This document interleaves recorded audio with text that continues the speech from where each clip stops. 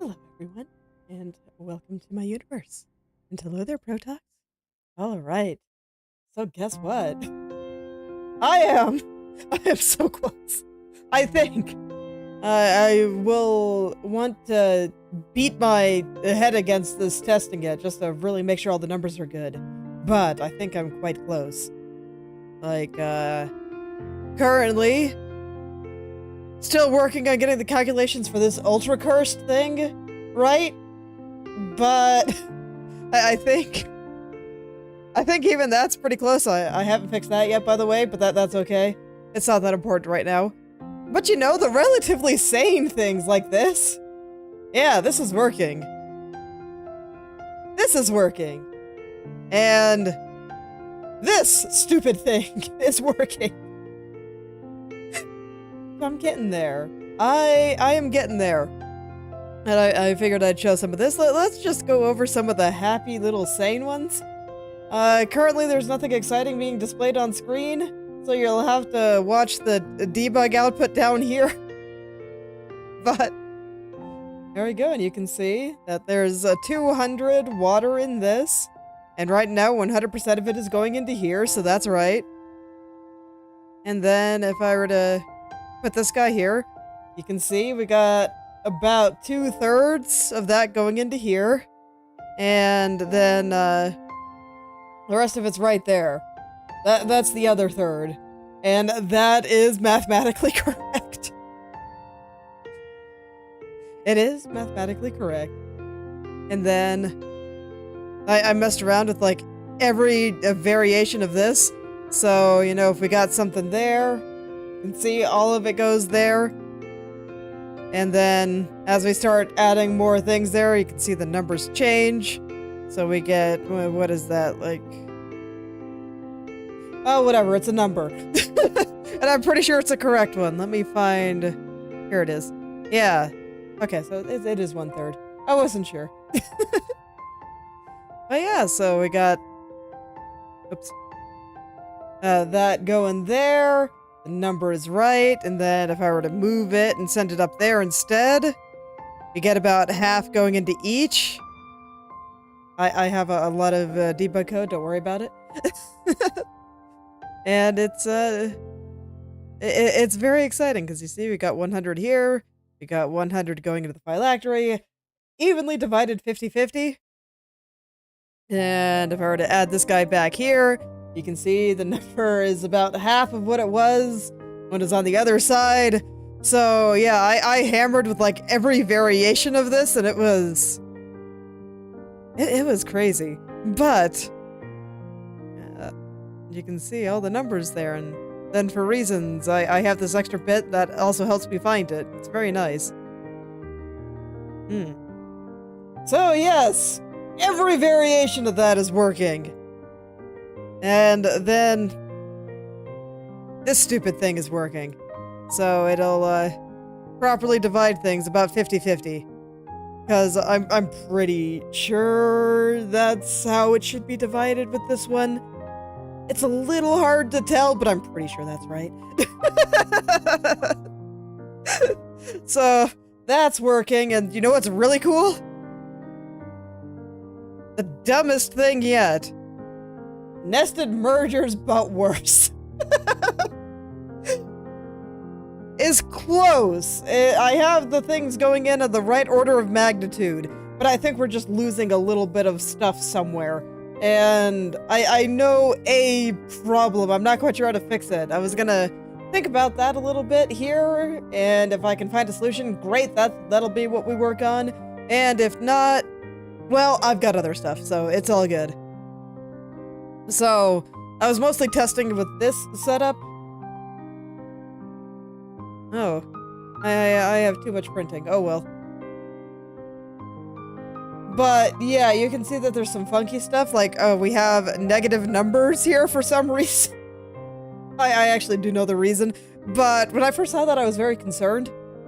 You can't see the numbers, but this has 80 going into it, this one's about 75, and this one is like 37.5. Like I said, right order of magnitude, where this is getting roughly a half, this is getting a little bit less than that, this is getting about half of what's going in here.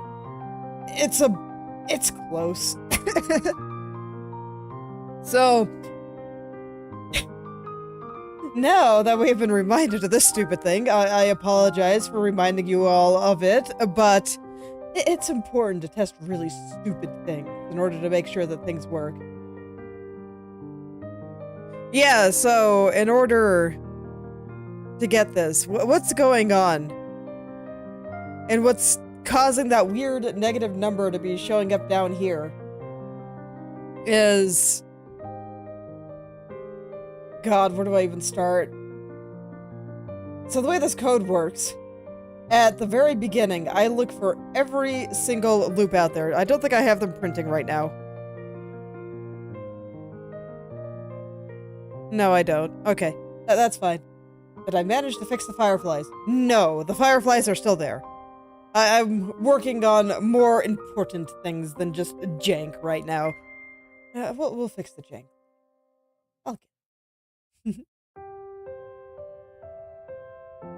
Because right now, we're trying to fix the math. I'm really close to getting it right. And I was going to... Yeah, so I'll go in and explain why I think this isn't working. So at the very start, the code looks for, like, every single pipe loop that it can find. With this one, there's a lot because it's really stupid. I think this is going to be, like, way dumber than what any person would normally make, but I'm going to be ready for it. I'm going to be ready for the dumbest thing that anybody can make. So, let's look at some of the loops that exist. They're not printing right now, but that's fine. So we got this guy, he goes up and around here. Yeah, so we got that. And then this one is also connected here, where it goes up and around and like this. That's another loop. And then we have another one that goes over here, up and around here, all the way around and back up and around. That's another loop. I think that's all the ones attached to there. Then we have one that goes like this. And you can see this one is pretty much identical to the one that starts here and goes around. Like literally they have the same pipes. But nonetheless, I still go and collect them all. There's also, you know, a similar thing with this one where it also goes around like that. And this one can also go around like this, kind of matching this one that goes around like this. And let's see, this guy can also go up and around like this. It can go up and around like this. And so the code finds every single one. All of them that it can find. Then the next thing it does is it tries to find the ones that are basically duplicates of each other. So it'd be like this one, and this one, and this one. Because literally they all use the same pipes, that they're the same loop. And it finds all of those and deletes them. So now there's only one copy. Only one can survive. So it culls all that, and then you can't really see it here, so let me go paste in another one. So if we had something like... I won't paste it, I'll just put it here. So if we had something like this, where you can see that there is a pipe loop up here. It's like this. But it's not actually connected to anything. There's no endpoint for it to go, it doesn't go anywhere outside the loop. Anything like that doesn't exist. So, as far as the code's concerned, this is not a thing. This loop gets culled. But if I were to add a vaporizer up here, it would no longer get culled because it actually goes somewhere now. So it tries to cull all the useless loops. And can the player edit the pipes? Well, the player will be building the pipes, yes. My test blueprints here will not exist in the game. Everything is going to be player built. It's like the point of the game. That's exactly why I'm making sure that even the most cursed setups I can think of still work. And I'm getting close. They almost work. But yeah, so that's the steps of culling. And I think I actually do have a list of the loops that remain here, but whatever, I remember what they are. Oh, that's all good. I don't mind talking about the game. I just, wanted to finish my thought. Alright. So let's see. When it first went through this, I think there were somewhere around 20 loops that it was able to find. Which is absurd. There are indeed like 20 loops in this. 15 to 20. There were a lot. It took me a while to go through them all. And at the end, there are 3. So we have this one that goes around here. Like this. There's one that goes around like this. I'm a little concerned that the code didn't identify it as starting here, and instead had it identified as starting here. So I'm a little bit worried about that my loop identification code may not be robust enough. But I'm letting it slide for now. So yeah, we got one that goes around here, and what was the third one? I know there's one more, and it felt superfluous. But I can't actually remember where it is. Was it this one? It might be. Where it goes around like that. I think that's... Yeah, I think this is the third one. So those are the 3 that survived. Yes. And it's mostly fine, I think. So what's really funny here is what I tell the code to do in order to calculate this is basically go find every single endpoint attached to this merger here. And unfortunately, it's really, really good at it. So it's... When it comes to the one from this loop, the one doing this, it identifies this endpoint as connected to it, because strictly speaking, you can get to it by going like this. Yeah. It's a little scary. I don't think that this should be part of this loop, though. Oh, how I wish I could explain which loop I'm talking about without actually tracing over this. But, it's okay. It's just really hard, though, because I do want it to be able to branch off. Because, like, if I did something like... let's do it like this. This is what's making it tricky right now. Oh, shoot. Wow, that broke, huh?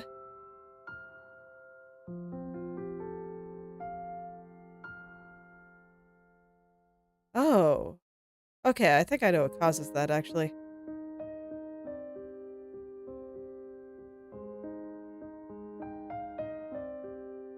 No, maybe I don't.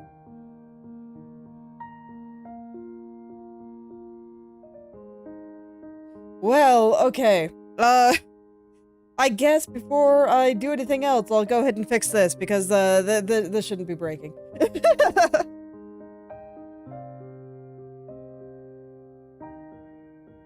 Okay, because I thought this would catch everything here. So let's see. So first connection does not have connections.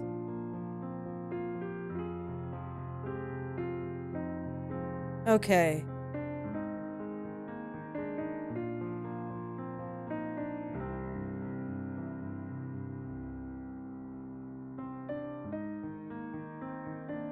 Okay. No, I know how to fix that. That's super easy. I was just thinking for a second what causes it, and this is... It's shenanigans. It is just part of the process. I know what's wrong. I'll just go ahead and fix it. Let's see here. So we have if first connection. Oh no. Let's see. I mean, it legitimately is. Things are broken until they're not. That's why you're not done.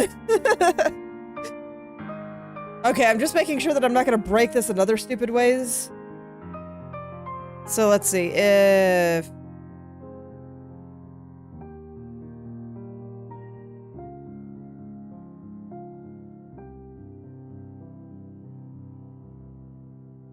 Okay. No, if it doesn't get here... Yeah, this should be fine. Okay. If, path sub first connection dot has connections false or the same thing except second. Second connection false.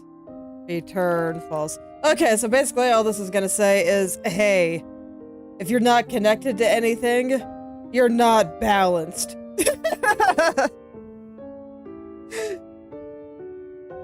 Alright, so I think that should stop breaking things, so I can go back to what I was talking about. I'll just go ahead and put things down like they were before. Okay. So now if I put a splitter here, it's not gonna explode, right? Oh, it still does. Okay, so I do have to do that check. Okay, if path...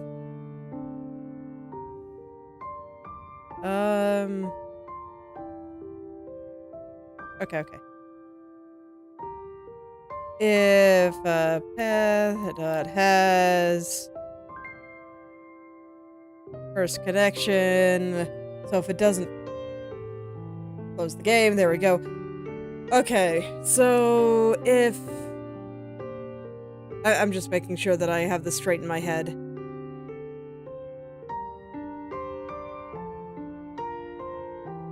Yeah, this should be correct.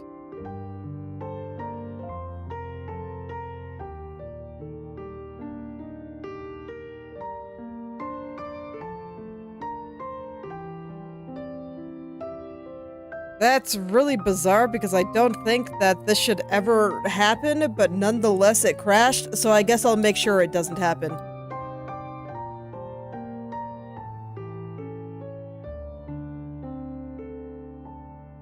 Okay, let's see if it crashes again.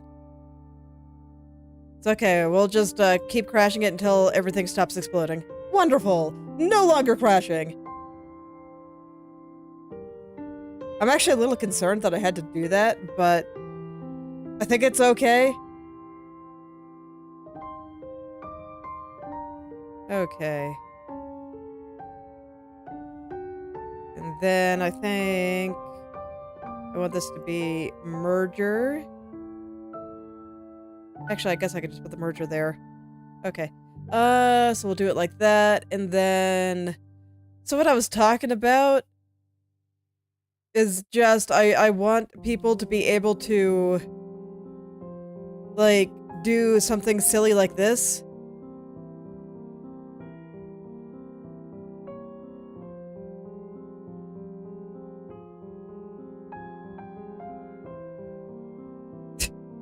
I like how Godot is complaining that I'm printing too much text. It's okay, I'm not looking at the output right now, it's fine. Okay. No, I actually do want that to turn. So we're just gonna do something a little silly for a second. It's fine. Let's see. Okay. So basically... we're just gonna put a little tumor on our abomination. So that I can talk about why I'm worried about why this thing is able to be part of this loop for some reason. I guess the loop has changed, but that's okay. So, this one isn't turned the right way. Just pretend like it is, don't worry about it. So, when calculating whether or not the loop reaches the end and whether or not an endpoint is touching whatever loop it's going through, I do want you to be able to... Actually, this shouldn't be part of the loop. We'll leave it like that. We'll pretend like this makes sense. It'll be fine. Oh man, the computer's doing its best.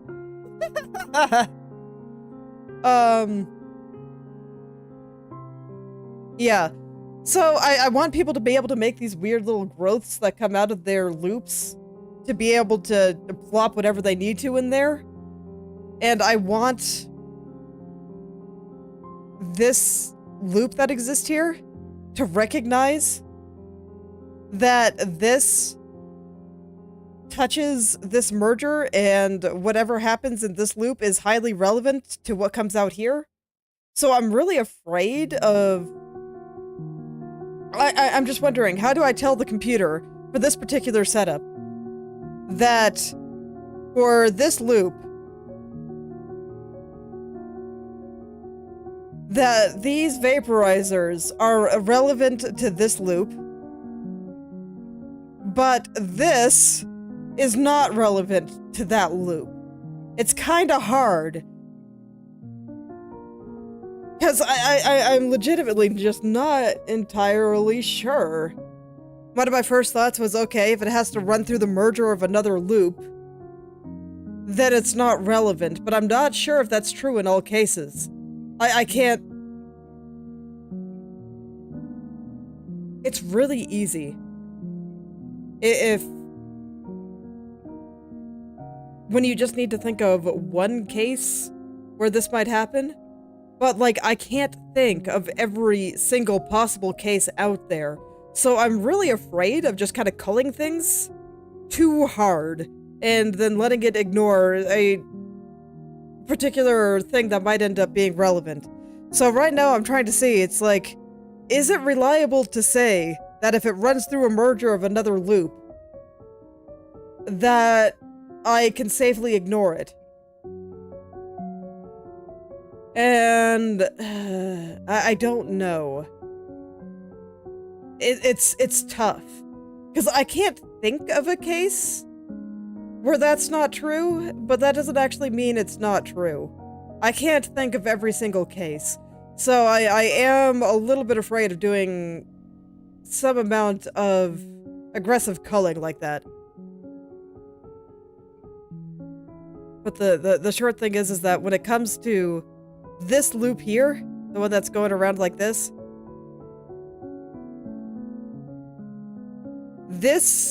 bit is relevant, but this thing is not. And it's causing, and the fact that it's able to identify this as being relevant to that loop is actually causing problems. If you remember that negative number that I had before, you know, that silly thing, the reason it's happening is because I do some calculations to determine what percentage of what's going around is coming back into the system here. So if we have the loop here, we have this loop. Some amount of it is going in here, some amount of it is going in here. I guess with my new shiny tumor, some amount is now coming into these too. But some percentage of it is coming back to the beginning. And I tried to calculate that based on the amount that ended up going in here. It's all very complicated.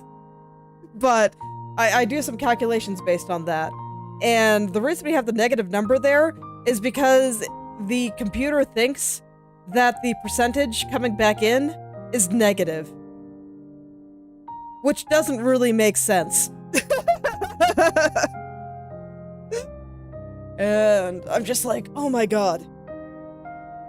So I'm just trying to figure out, how do I explain to the computer that this is not relevant, but this is, even though this is outside the loop and this is outside the loop.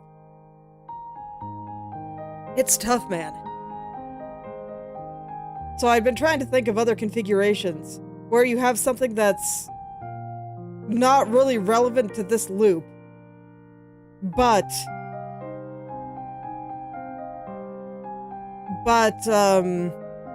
it doesn't go through the starting merger of another loop, or something that is relevant to that loop, and it also goes through the starting merger of another loop.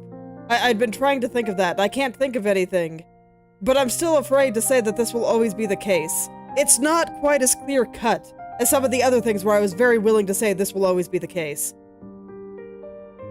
So I was hoping to find another solution, but my god, I just cannot think of anything.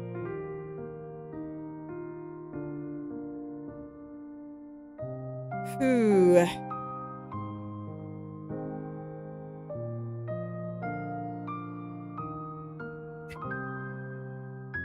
So I'm just left with, what the heck do I do about this stupid cursed? And any situation that'd be kind of like it.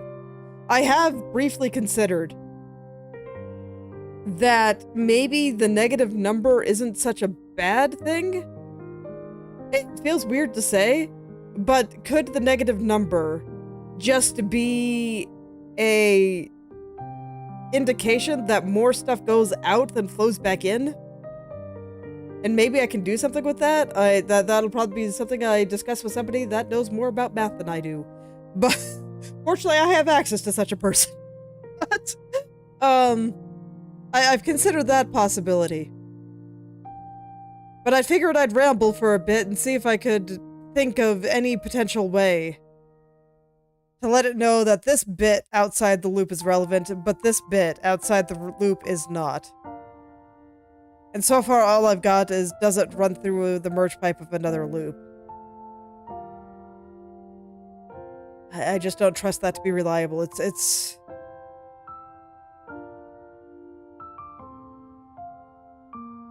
Can I construct something where that's not the case? Or where it is relevant, but it goes through the merge pipe of another loop? Let's go derp around with that. Let's see if I can do it.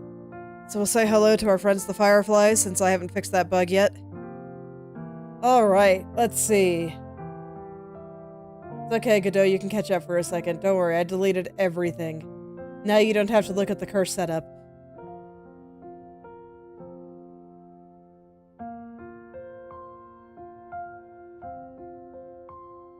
So I want it to run through the merger of another loop,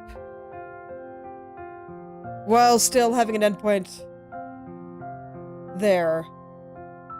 Hello there, Copper Max? Welcome.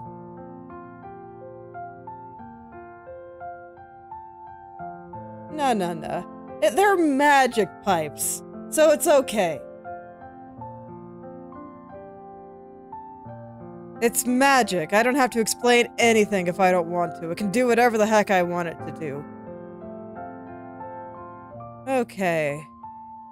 So a merger that goes through it but is relevant to that loop. Okay. What would that even look like? So coming up with test cases is hard. This is why at some point, you know, when the game is a little bit better looking and less jank, I want to throw it out there and just be like, hey guys, try to break my game for me. I'd appreciate it. I'll put you in like the special thanks. Yeah. So today is game dev day. I'm here working on my game. You can see we're still at a very early alpha stage. I am trying to figure out how to do some of the most important calculations of the game. I swear I'm like 85% of the way there, maybe even more. It's really the only especially stupid cursed stuff that's not working. Anything sane that I think the average player would do is working, but I want to be prepared for player insanity. Players are very creative. They are. And they can find so many weird things to do. And I want to make sure that this works for most things. Because this is like the core of the game here, and if I mess it up, it's gonna be sad. Okay. So can I get a loop running through that? Well, let's find out. Okay. Oh, congrats! Yeah, there's lots of ways to kind of do things out there. There's lots of resources at this point. Whether you just go for a ye old customizable model, or if you just, I don't know, draw it yourself. There's lots of things you can do.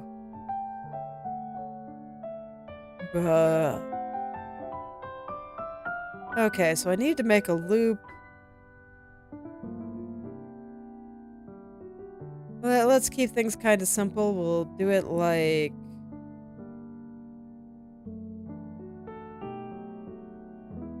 I'll send this guy out there, and then we'll just have a splitter right here, and then this can go here, and we'll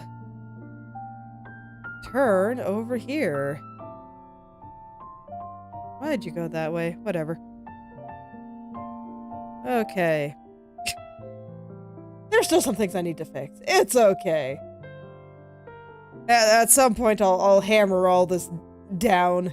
We'll probably spend a few streams just fixing minor things. And you know, if I can't figure this out, that might be what we do today. Okay. I'm probably gonna need another merger before it comes back around here, though.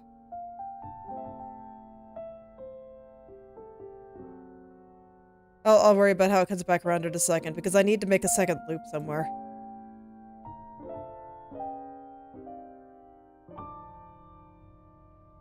A loop where it comes back around to this. And the loop that comes back around is relevant. God, I really can't think of anything. It's like I'm trying to think of any setup where that would be true. But it's like, I feel like no matter what kind of additional loop I do out here, once it comes back around to here, anything that comes after this is just not going to be relevant to it.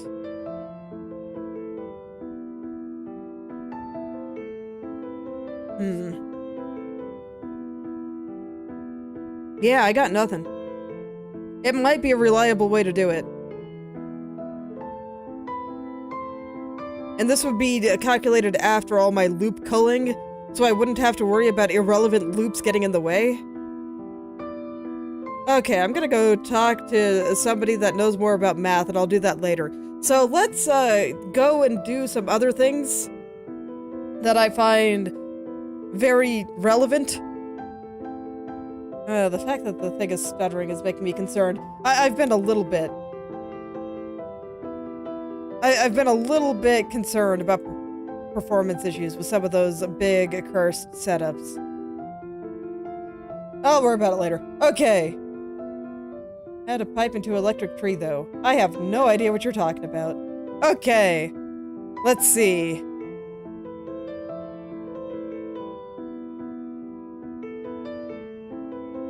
So one thing that I very much want people to do, I want people to be able to click on a pipe and then be able to bring up information on it. So that this way they can see how much element and stuff is running through it. So I think I'll go ahead and do that implementation now.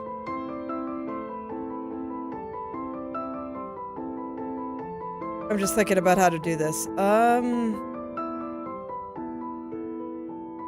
Alright, well, let's head up to input. So right now, click, just the left click, is doing a lot of things. So you can see that, you know, this is everything for when the click button gets released. This is when it's pressed. It's doing a lot of things. And that's just to handle the difference between, once the game comes up here, you know, dragging pipes, just clicking to make a single one, making the selections, you know, stuff like that. Or, you know, then you can copy and paste things and do stuff like that. And all of that is just put onto the click button because I want people to just click when they want to do the thing. And, you know, that all makes sense. It's great. And now I'm adding another function to the click button. I actually don't think it'll be that bad.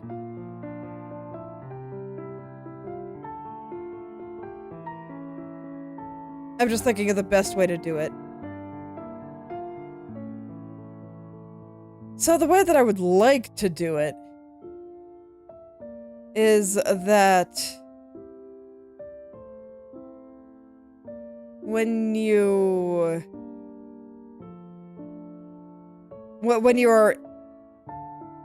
entering the, like, a collision shape with the pipes, because each one of these is going to have a collision shape, I'd like it so that this way when you just do that with the mouse cursor there, that it just works. Not yet. I'm not sure if we're going to do a lightning or not. There might be, there's going to be more. I don't think we've decided exactly what elements there are going to be. And we might also have the meme option of good and evil. Those are probably going to be elements, but we're thinking it's very likely that they're not actually going to do anything, and they're just silly. But yeah, there's going to be more. We're just doing the 4 basic ones right now, because this is the one that you start the game with. I'm just trying to get what is essentially the tutorial up and running. Because, you know, then I can get that pretty, and that'll be something playable.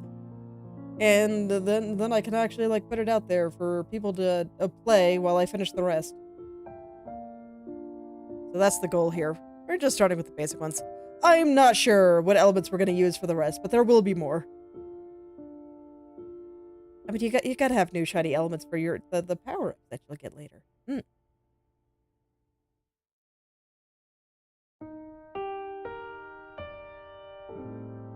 Okay. So yeah, I was saying what I'd like to do is that since each pipe has a collision shape, I'd like it so this way when the mouse enters it, it just knows what to do. But that's actually kind of hard to do. And I'm not sure if I want the pipes to be handling input. Yeah. No, don't worry. I'm happy to talk about what we got plans for later. There's lots of plans. I just... Yeah. Lots of focus on the foundation of the game. That does seem important. Oh yeah, I considered a couple of possibilities of maybe do I just put the information on the pipes. I just kind of hate to do that because it already takes a second for them to draw. I don't think setting a variable would necessarily take a lot of power.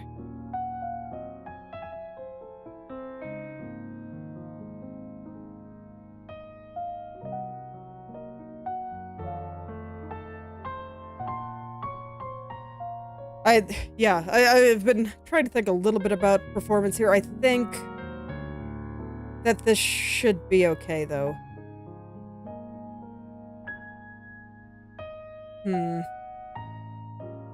So, okay, let me back up here and try to explain what's going on in my head here.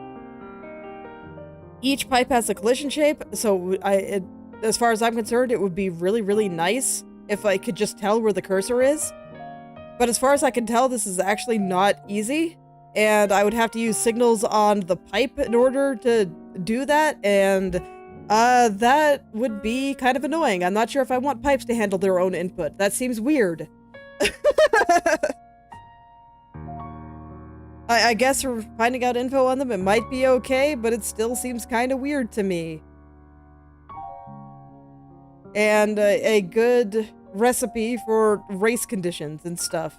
So I'm a little bit concerned about doing that. The other option is to search through the entire frickin' pipe dictionary every time somebody clicks on a pipe to see if there's something there or if it has to spawn something there instead. And that seems weird, but I can't really think of better ways to do it. So I feel like my two options are really, really weird, and I wish it was just easier for you to tell if the cursor is hovering over something. One thing that I've seen people suggest doing is just putting a collision box around where the cursor is. But I kinda hate that. I might need it for later anyway, though, so I don't know, man. Because I'm thinking of things like, we have plans for like a grappling hook, as is common in the genre, but you're gonna be able to do weird things with it. And the way I plan to let people do that is you go out and you click on the thing you want to grapple to. Maybe. Or at the very least, you're gonna use the mouse cursor to determine where it's going to go. And, so it seems like at that point, I'd have to make sure that the mouse is colliding with the thing. So I might have to give the cursor a collision box no matter what. Even though I kind of hate it.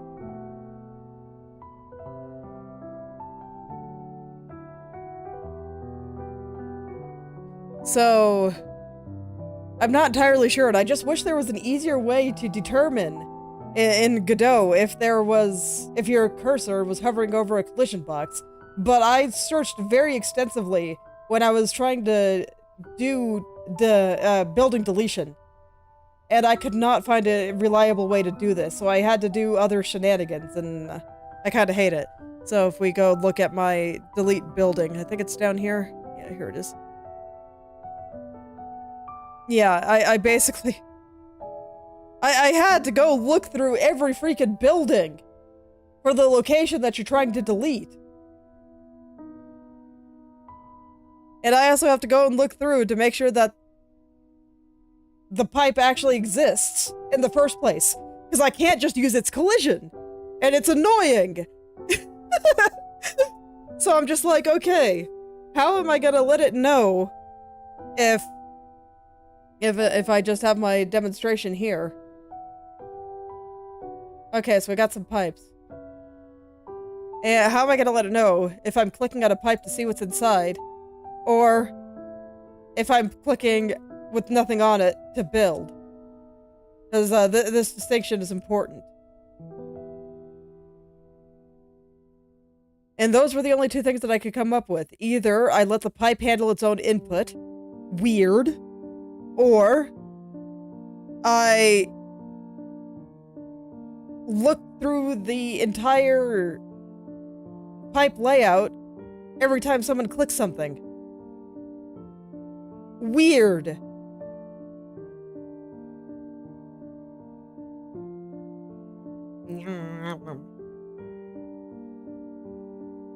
Makes me want to make weird growling noises. Okay.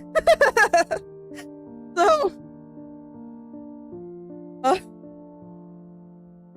that's kind of where I'm at right now, and I keep going back and forth on which is better. I think for now, I'll just leave it to looking through the entire pipe dictionary to make sure that there's something there.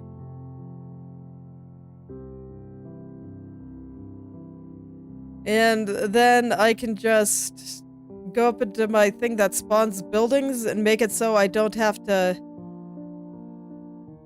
overwrite it here. So you can see I checked to make sure that there's nothing there in this function. I'll do it somewhere else now. I don't feel like fixing my indentation, especially if I don't know if I'm going to keep this.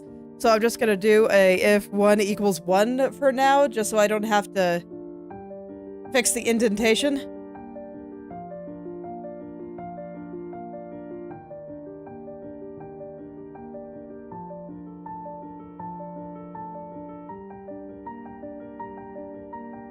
Okay. So,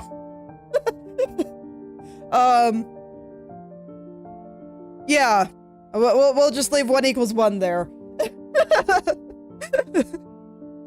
And, I'll go ahead and do that check up on, the click release, where I would otherwise be building a building. So where is it? Spawn building, here it is. So I already have a thing determining if you're just clicking or if you're trying to drag. So I will just use the same thing. So if pipe info has cursor snap. So cursor snap is just the function that gets the cursor's location relative to the grid. So if it has it, then we're going to bring up info. And if it doesn't, then we're going to spawn the building. Okay. So let's figure out how to bring up pipe info. I actually think that'll be pretty easy. So I want a little menu to come up. I'm not going to do any effort to make it pretty right now because, I mean, you guys have seen my placeholders. There's no need to make it pretty right now.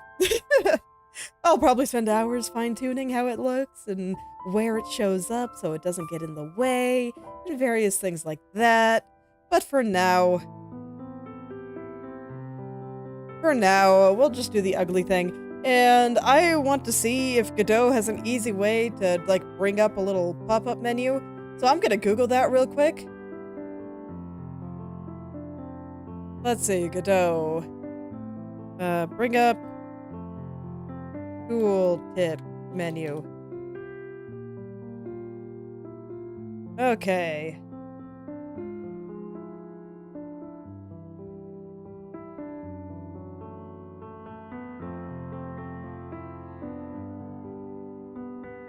Okay.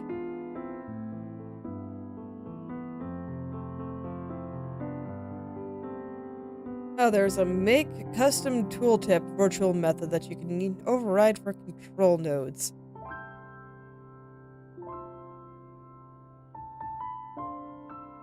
Tooltip text. Let's take a look here.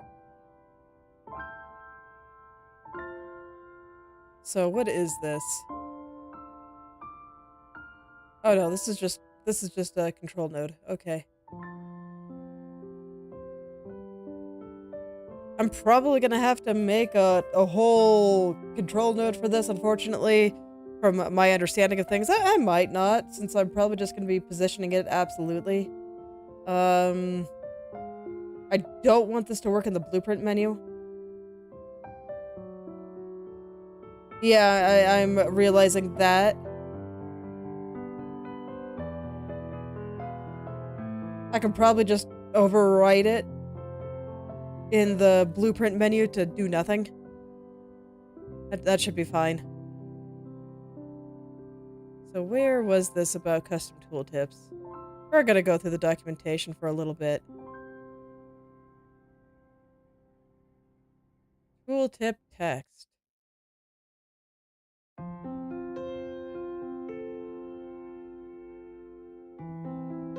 Okay, that's not quite what I wanted to do, because I actually thought about this for a long time.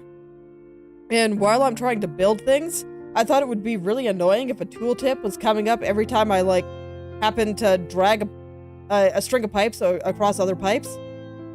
I thought that would be obnoxious, so I think that clicking on it is going to be better. So it looks like Godot's built-in tooltips thing probably won't work very well for me.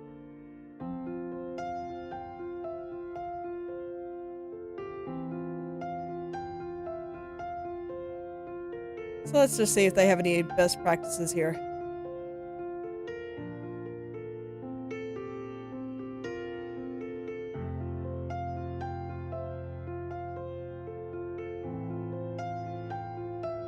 Yeah, and I don't have a control selected.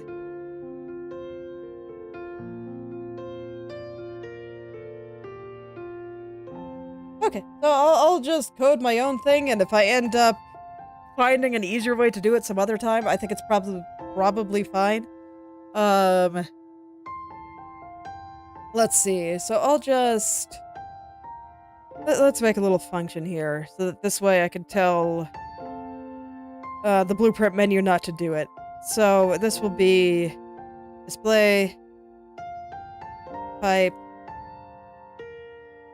info, and it's going to take the location.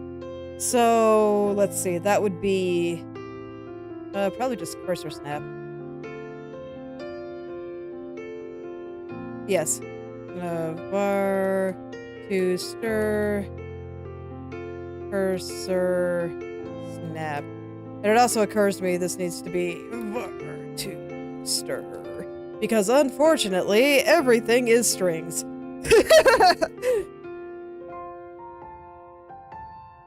Okay. So let's see, where do I want to put this? This isn't really related to creating things. I'm going to consider this more along the lines of factory helper stuff, so I'll put it in that region.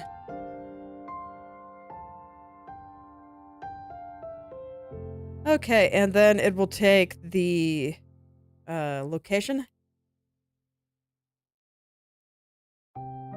there and returns nothing. Okay. Yeah, that should be fine. So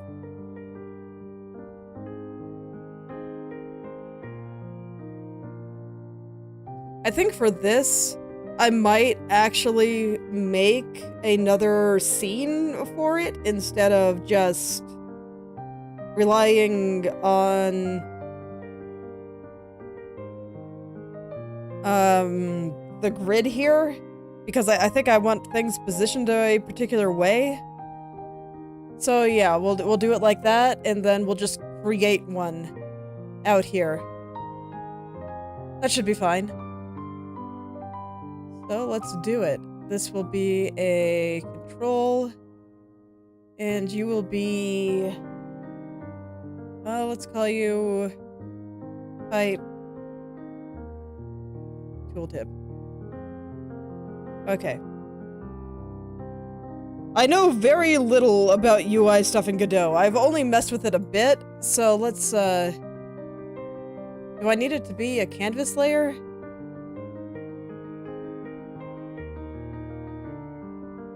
I do want it to display on top of everything, so that might actually make more sense. And let me double check what a canvas layer versus a control is. We're entering new territory for Planckera. Okay. Base class for all UI related nodes. Actually, I can probably just look it up in here. Can you show me the documentation? Wonderful! Now you guys can actually see what I'm reading. Okay.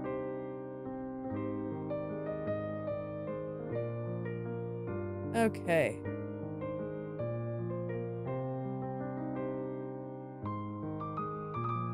I probably won't be doing too many weird things with this right now. I think I'm just gonna make a solid black thing with a little X in the corner to close it. I'm also thinking about if there's an easier way to close it. But no, I think just doing it like that is fine. If I recall correctly, that's how Factorio does it, where you click on it, and then it won't go away until you, like, manually close the window.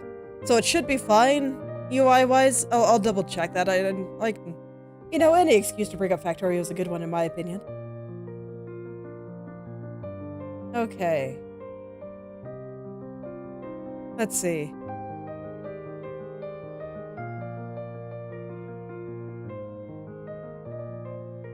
So this is just about input stuff. I don't really mind. It should absolutely stop clicks from going through. I'm actually really concerned about that based on my experience with the blueprint menu.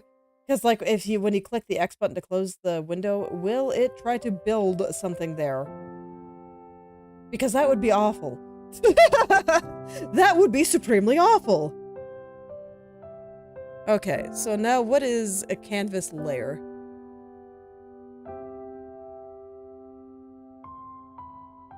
Inherits canvas item for everything in 2D space. Okay. Can I find canvas layer here? Here we are. Okay, so what is canvas layer? Okay, so this is actually not directly related to control. So this is strictly something that defines draw order.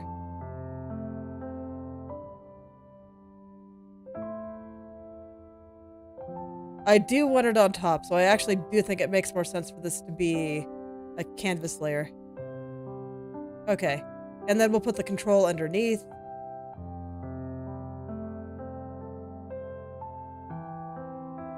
Alright, and I think I just want this to be the size of the text with a little bit of padding. So I think I'm just going to do it like that, so we'll just add a rectangle.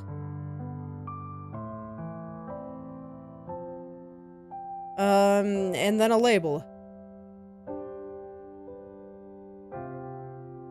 And we'll make this black with white text.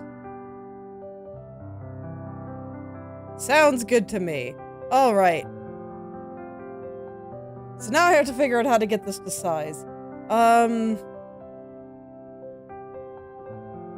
think I want this to fill parent. And this seems fine. So how do I add padding to a rectangle? You know what? I'm not actually sure. Maybe the rectangle's not the right thing to use. Let's see, add... You know what? Maybe I won't add padding. Maybe I'll just make it look terrible. Yeah, let's do it. Let's make it look extra scuffed, and I can worry about things that'll make this look nice later.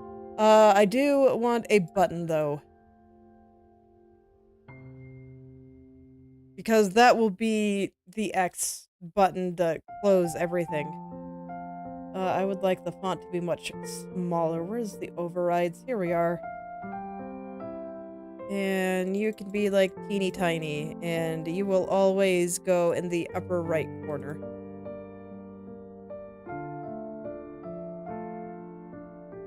Maybe a little bit bigger than that.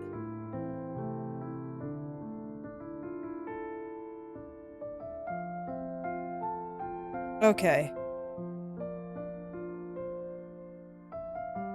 Yeah, it seems fine to me. And let's see, you're gonna go the upper right corner, and I want you to, like, take up the entire column.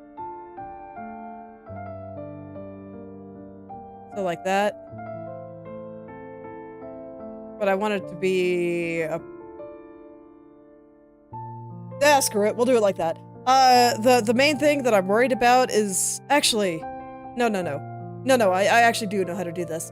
I was worried about the text overlapping the X there, but I just had some latent memories of messing with the UI systems a little bit here, come back in, and what I actually need is, what's it called? Like, H... box? Yeah. And then we put the label and the button inside. And then this will take up the whole space. Do I want it the other way? No, I do want it that way. All right, and then this one will just... Let's see, it takes up the whole vertical space there, and it should always go over there. Okay, so hopefully I know what I'm doing. But I think we got ourselves a pipe tooltip, and I'll put this with buildings, I guess. Yeah. All right. Okay, it's just mad at me for other reasons. I'm not gonna worry about it. So, let's see. We'll add a script here. And I want you to be in scripts. And all I really want to do is make it so that when you push the button, it closes. That's the only code this needs. Now I just have to remember how to do that. This is on button press. Toggled pressed. Oh, wonderful. Okay. So when it is pressed, we just kill ourselves. Yes, that's exactly what we do. So let's see, we just do Q free.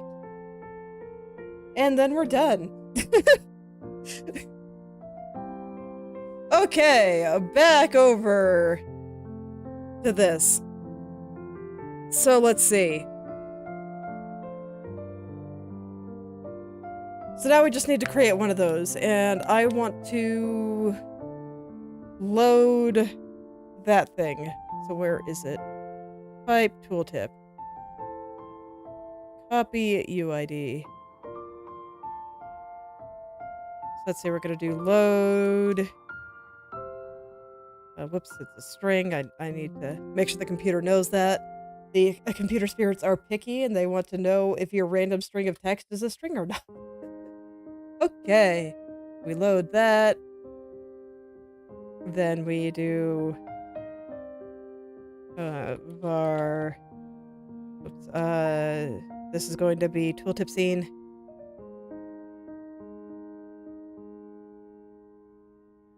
And then var tooltip equals tooltip scene dot in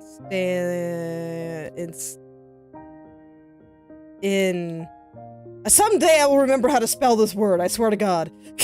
Instantiate. God, I hope I spelled that right. It is a C, right? Because it's instance. Well, if it's wrong and it crashes the game, I'll look it up. So, let's see.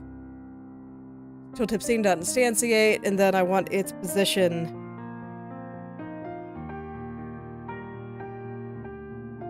Okay, so...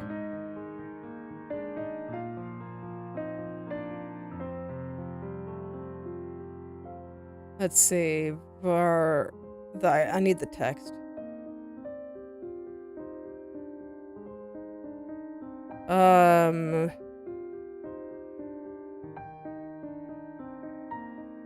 I'm pretty sure $sign notation is for direct children.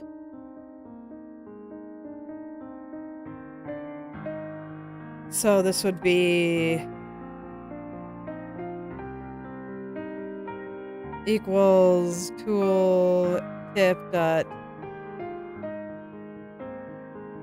I'd rather not, because like I see my layout here, and I'm just like, I don't know if I want to like go down that list until we find the label, because like, what if I change it? That seems like something I'd do. Oh wait, I know what to do. Access by unique name. And we'll give you a nice unique name so I don't do label. Let's see.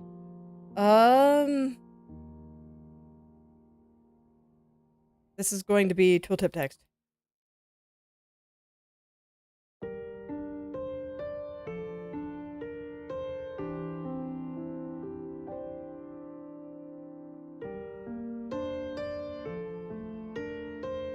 And then, let's see, where do I want to put this? I think I'll put it on the grid, that makes sense.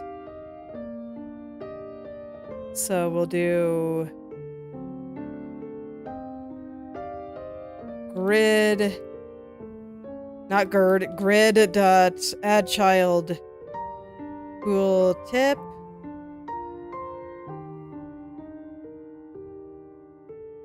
Okay, and then we get to the label. Label is going to be tooltip text, which I should have at this point since I just added the child. And then I want label dot text to be, let's see.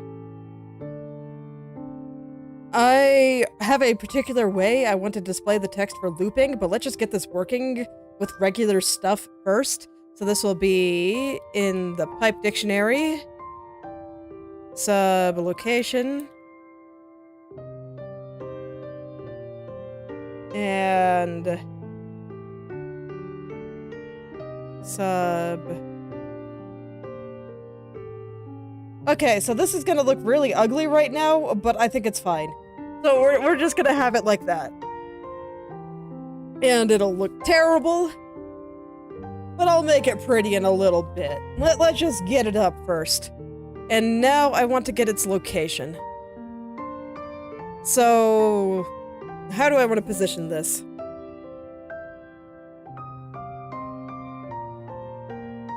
I think for now I'll just put it below the cursor because that's the easiest place for me to click it.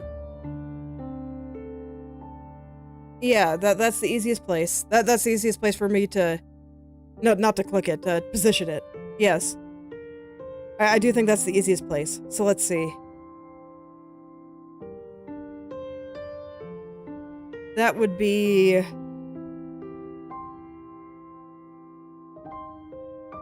So we'll do tooltip dot position. I'm debating if it has to be global position. I think position is fine.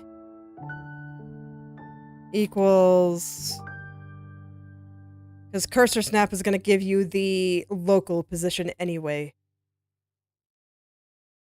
Okay, so we'll do that. Cursor snap minus, I don't know, let's say like half a cell. Factory global dot half cell size. Okay. So I'll put it there for now. And then we'll get the elements in there. And for this initial test, I expect everything to be 0. Let's see if it crashes. Oh, wait. Wrong scene. Okay. So I got a lovely little pipe chain. Let's wait for it to come up. Oh.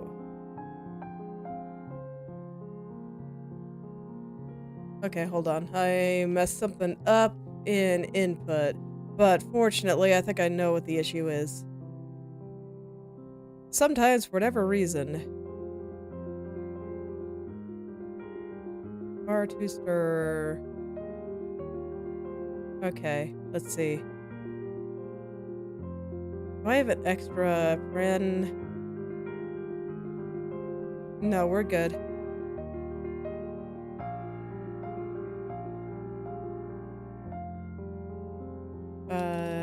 True.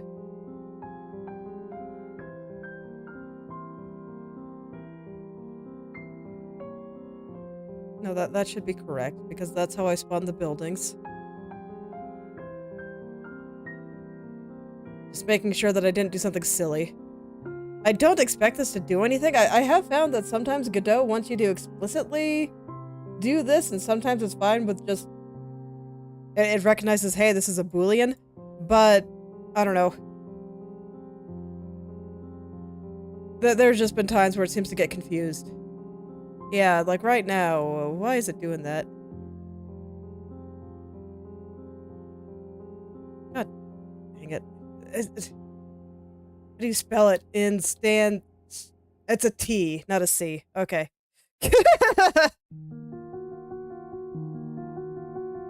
There. That's why I say someday I'll remember how to spell that word. It's been an ongoing problem in my programming career that I just cannot spell instantiate, no matter how hard I try. Words are hard. Okay, let's see. So I got it to work there at some point. How is GD script different from C? Well, I mean, GD script is a scripting language, so it does things a bit differently. The syntax is totally different. It does have some similar data structures and whatnot. I'm not even sure how to go about answering that question. Like, why do you want to know the difference? They're different languages. But yeah, if you can explain why you want to know that, I might be able to answer your question a little bit better. It is more similar to Python, yes. I'm not too experienced with Python, but...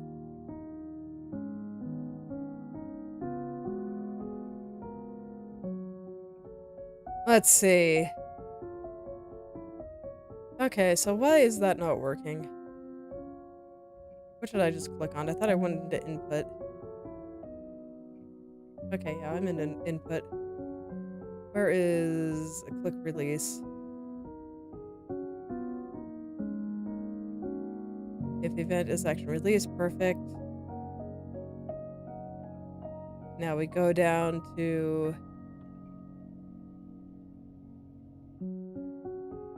where this is happening. Where'd it go?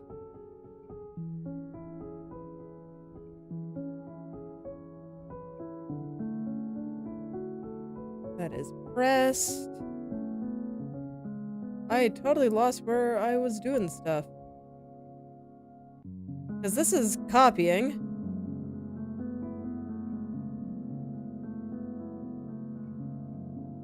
Okay, this is not what we're doing. Am I doing it in pressed? Am I on the right script? I am.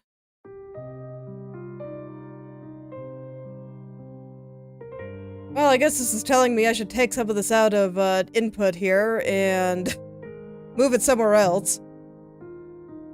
Was I doing it in process? I didn't think I was. Maybe I was. Okay,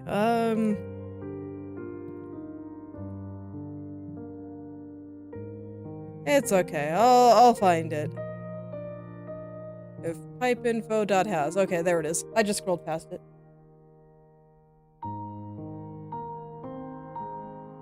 Okay, yeah, this is telling me I might need to refactor the code a little bit if I'm having trouble finding stuff. It is getting quite large. Okay, so let's see.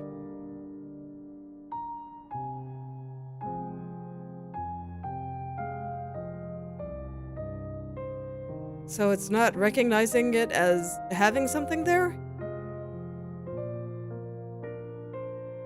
That's all I can think of. Let me just make sure I'm not being silly. Print. Displaying. Tooltip.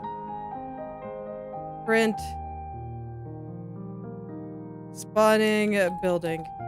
Let's be very explicit about things. And let's hope that spelling instantiate correctly fixed my other problem.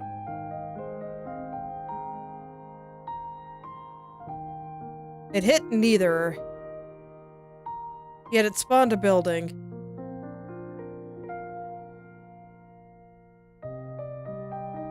How very strange.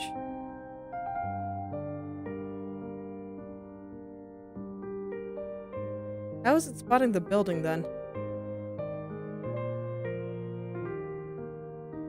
Where else do I spawn buildings? Because I thought it was just there. Do I do it somewhere else too?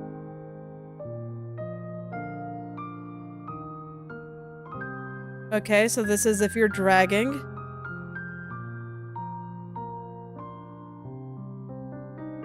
Look, spelling is hard, okay?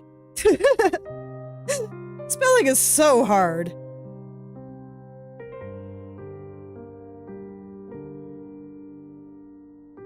I do it there too. Is that where it's handling it?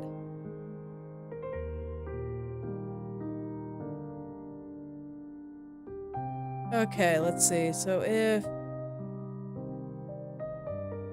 this is if I, like, press for a little bit too long. Is that where it's spawning it? Yeah, okay, so I'm just clicking for a bit too long. Wow.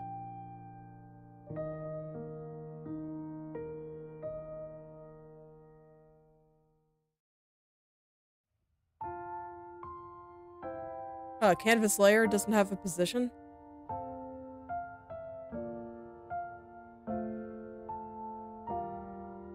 Okay, how do you position a canvas layer then? Alright, I can look at it in the docs here. Alright, but yeah, just to show you the error there, it's like, yeah. Position's not real. Okay, well, I think I still have canvas layer up here. Is position really not real? How do I position it?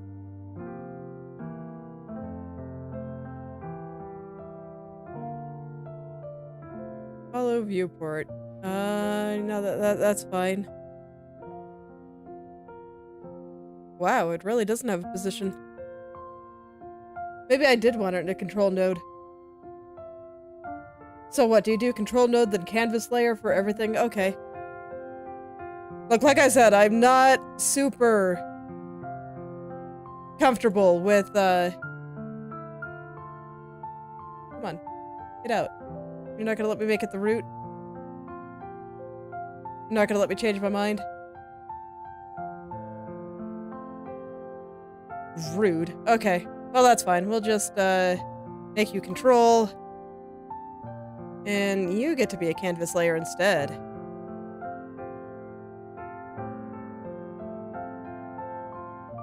And I've got to change it to canvas layer because otherwise it'll bother. Okay.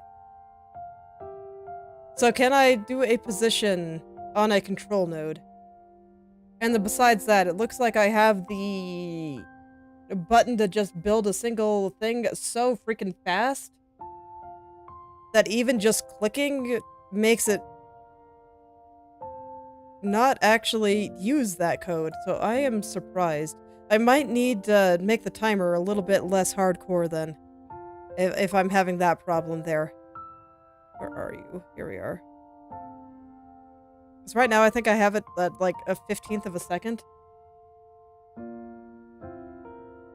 Yeah, I remember why I did that though, because let's see.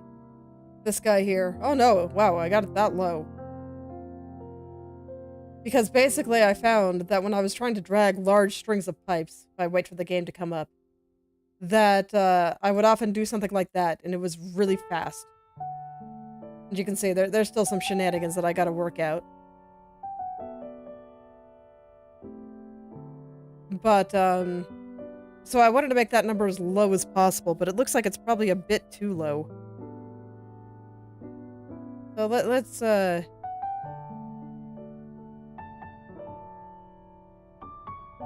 wow, even that's still dragging spawning.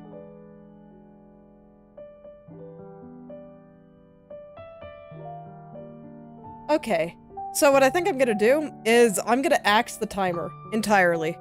So we're just not going to have this. And what I think I'm gonna do instead is we're gonna take this and move it down here.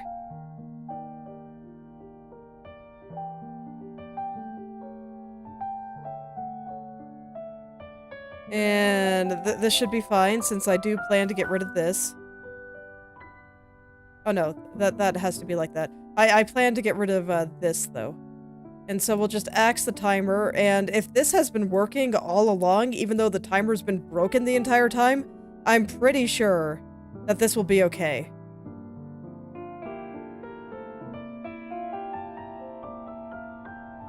Okay, so let's see. Click. So we'll get rid of the timer here. Do I use it anywhere else? Yeah, we have a nice little variable there that we no longer need anymore. So there we go, we'll get rid of all of it. If it's been broken and I haven't noticed, then you know that's fine. We shouldn't need it. Let's see if I regret my life choices now. Okay, so I can still drag okay? Can I still click okay? Hell yeah. Oh. Okay, it's just mad that it's on the wrong type there. There you go. Oh yeah, so far so good.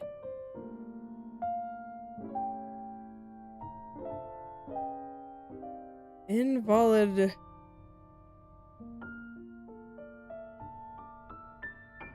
Okay. So unfortunately, I can't make things easier. I try not to, but it's like, if it's been broken the whole time, then like, who cares?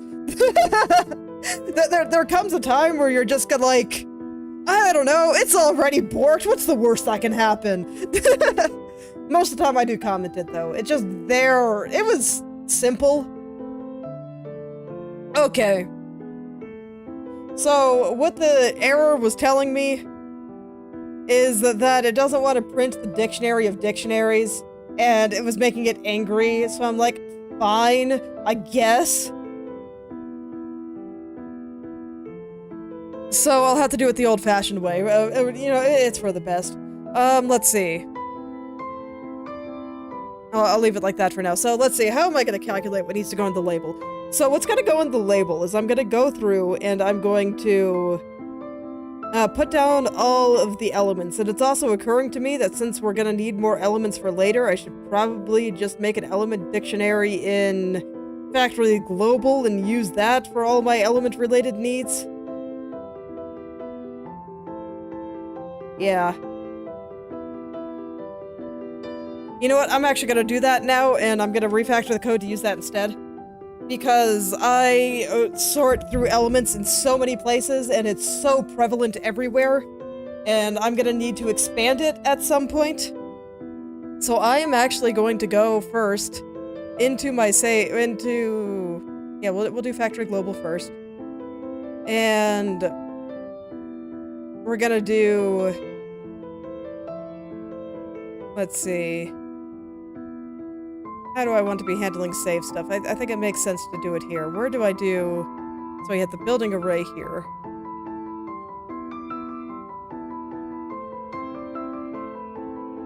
I'll do it here with the player stats, since that's where it's relevant. Var... element array, which is going to be an array of a string. Is it just going to have the name of the elements? And then when you save and load the game,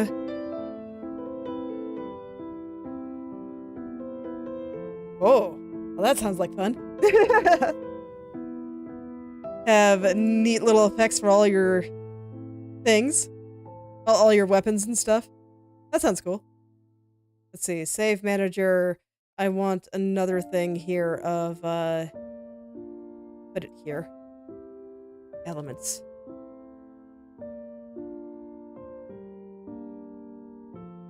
So is this a new game? No, this is saving. Okay. So this will get a list of all the elements that have been unlocked. So this is for the new game.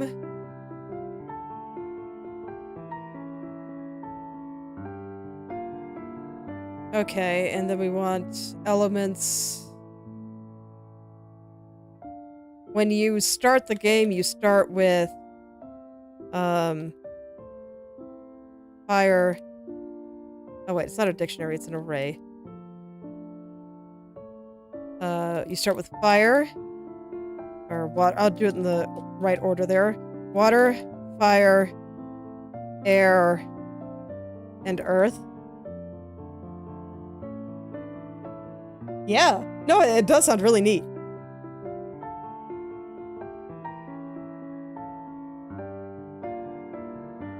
I might try it out when you're done. Okay, so there we go. We start with the 4 basic ones, and then we save what's in here.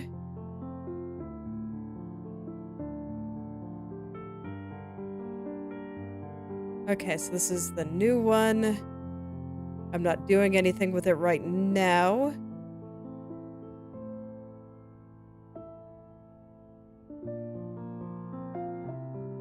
I'll see if I have to do anything more with that. I get the feeling that this might end up being strange, but this should be okay for now. So let's see. When I load the game, I do have to make factory global dot element array equals say what's the thing? This. No, just save, not save. We're not snakes here. Let's see. Okay, and I don't think I need to do it deep there, and this will be elements. Okay.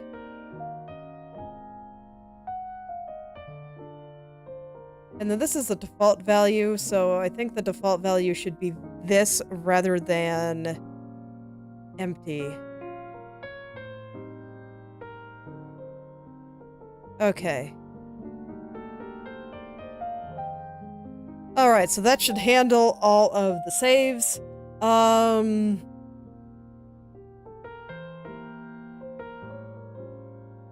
And so this way, when I start adding new elements to things, when you unlock new stuff, I should be able to update it here, so we'll be able to update this array here to have everything that we need. When you create a new game, I give you the 4 basic ones. I think that should cover it. So now we're gonna refactor the whole freaking code to just do what it needs to do. Yeah, you know what? I feel like just going through and doing everything right now. So let's do it. Okay. So we're gonna go to the top. I'm gonna look for elements. Okay. So we have a source dictionary up here, which I believe I just default to a value right now. Yeah, right here. So I have the default there. So what I need to do instead is... Ooh, what do I do? Nested dictionaries makes things hard sometimes, but they're really convenient. So how do I get a dictionary to get its keys based off of an array?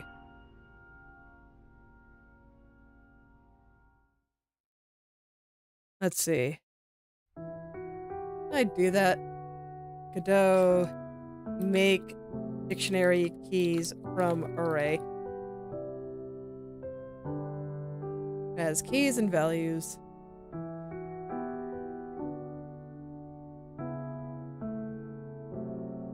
Okay.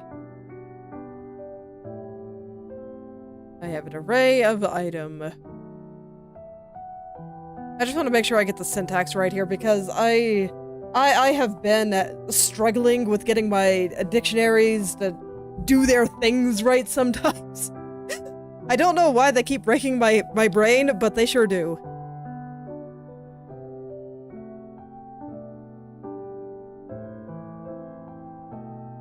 Okay.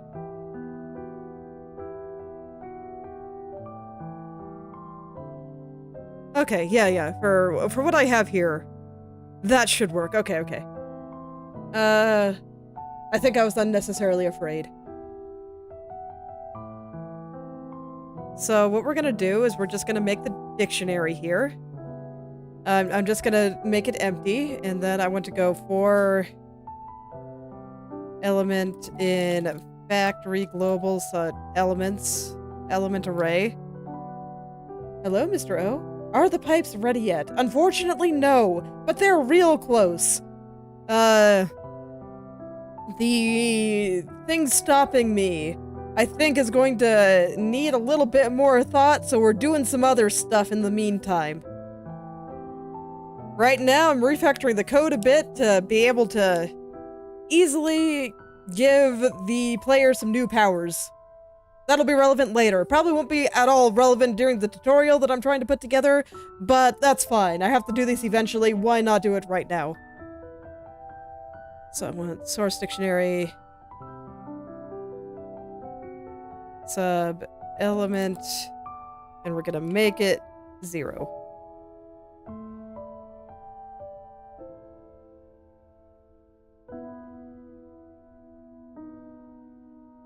It is a string. Oh no, that's source array, not source dictionary. There we go. Yeah, exactly. So, hopefully this will make some stuff a little bit more flexible, but that should work there. And I think after I do each of these, I'm gonna go run it and make sure it works and that I didn't break anything. It's also occurring to me that on new game, that, we might have some problems. Okay, I want to make sure that things don't explode when I run without a save. So we're just gonna do a thing here where if element array is empty,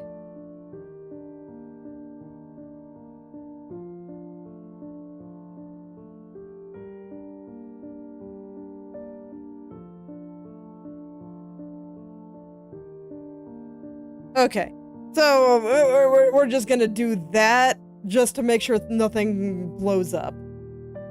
Because I think I only have this working when I actually create a save, and when I just run the game for debugging purposes, I don't think I create a save. So we'll just do that, and then I can add any more here for debugging purposes if I feel like it. But I'm not really that concerned. So I don't think I do anything special element-wise here. I want to check the extractor, though, because if I do anything relevant there, that's probably going to be it. Oh, and this reminds me, I need to revisit underground pipes at some point. Yeah. Okay. Later. Gonna do this first. Okay.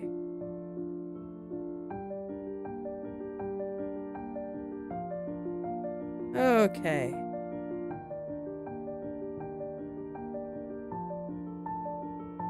So how do you set your elements?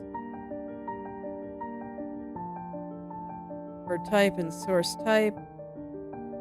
Source dictionary subtype equals that. Okay, so no, I don't think I have to change anything there. That should all be fine.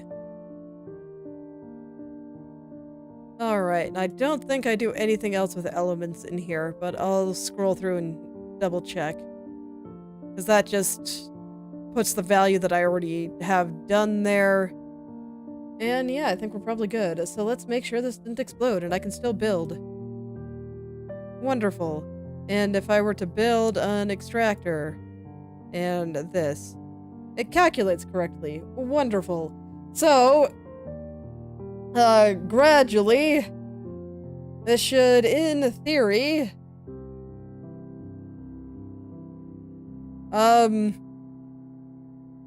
make it a little bit more flexible. Okay, that's for later. Going through everything. Alright, I think I already know of one thing that's gonna break. This is fine. I was just in here because, yeah, you can see that this is gonna be a problem. I need it to be a little more flexible. Unfortunately, I don't think that the values here matter.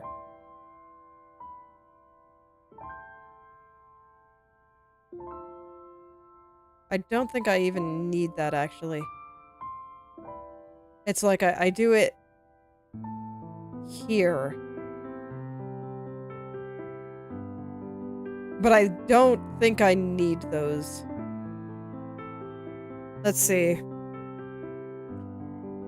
Because I can just get the value from the phylactery directly, and that's fine. So let's see. If...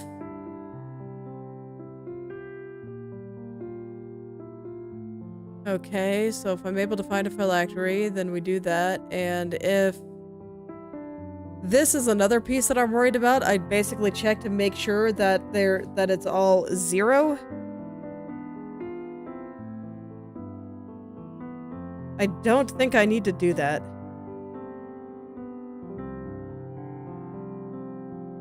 So I think I can say that if it finds the phylactery, it just puts in the values.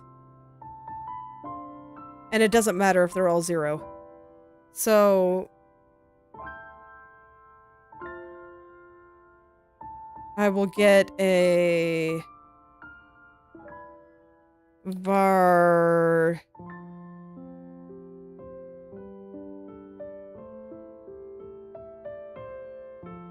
What do I call this?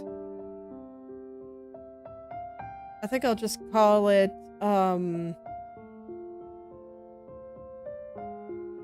player elements. And it's going to be an empty dictionary. And then from there, we do for... Oh, right, it's going to be... And it'll be string and float, I believe.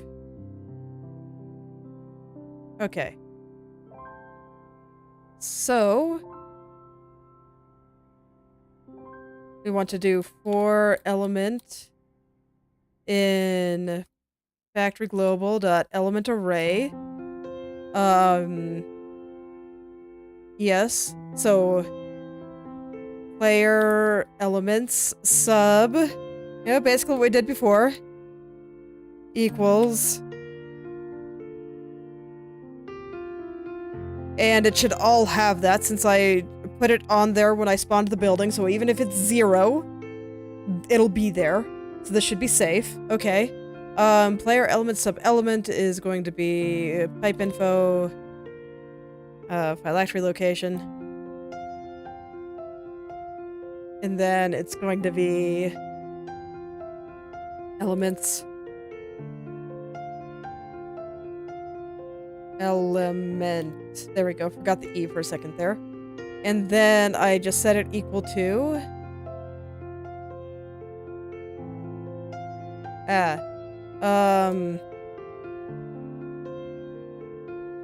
what's the word? Player elements.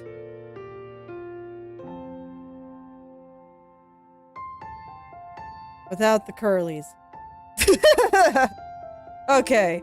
And so I think that'll be fine. So even if this ends up being 0, I think it'll be okay. The only thing that will ever update the player elements is whatever gets into a phylactery, so this should be okay. There are some endpoints that will be taking elements, mostly for recipes to make other things and stuff, but those will not directly affect the player stats, which is all this cares about. So this should be fine. And...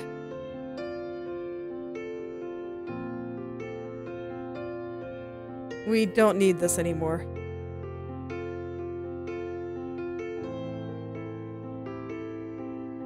I think this makes way more sense. Okay. In which case, I don't think we need this anymore. Well, yeah, I don't think we do. Okay. Because I don't think I use it for anything else. Yeah. I guess I could here. Let's see if anything breaks if I just take it out. Let's do it. Let's see.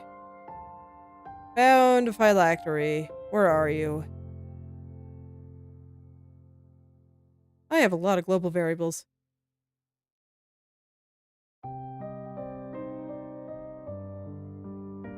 Found phylactery. There it is. Okay, does anything break? Are you mad at me?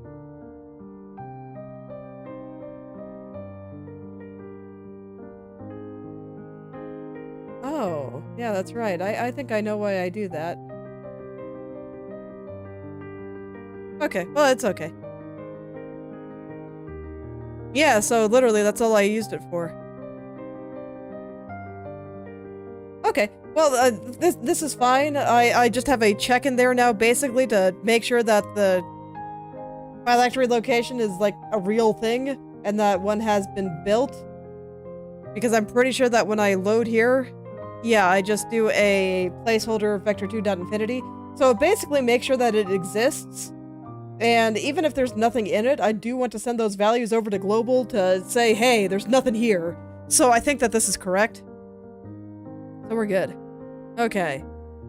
Now we'll go through and make sure I'm not messing anything. Oh yeah, that's right. I needed to update that. This is going to be for all the elements in... No, this is for resetting the elements, so I think this is actually fine. I do want to get in the habit of using the factory global one, but for this, I think I actually want to make sure it actually exists on the pipe, so I think this makes sense here. In fact, for a lot of places, I think that's the way it's going to be. So, let's see.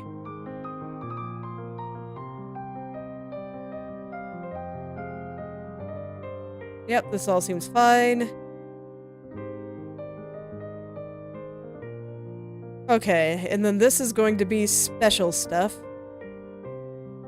So this is all getting it from pipe info, so this should all be fine. I don't think I have to do anything here. Okay, so this refactor might be a little bit easier than I expected. Because, yeah, thinking about it, the only time I should be checking the factory global ones is when I am not directly checking something in the pipes. If I'm checking something in the pipes, I should use the elements in the pipe. Yes.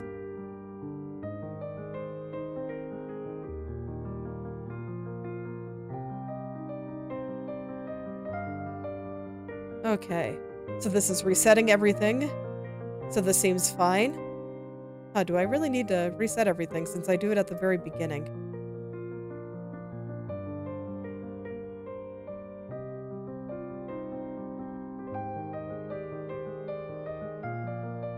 No, I don't think I need to do this. I should probably do this. But I think I'll do that up at the beginning. Hello there, Wendell. It's okay, I love getting distracted from programming. And I'm glad to hear that you want to try it too. I think it's a good time.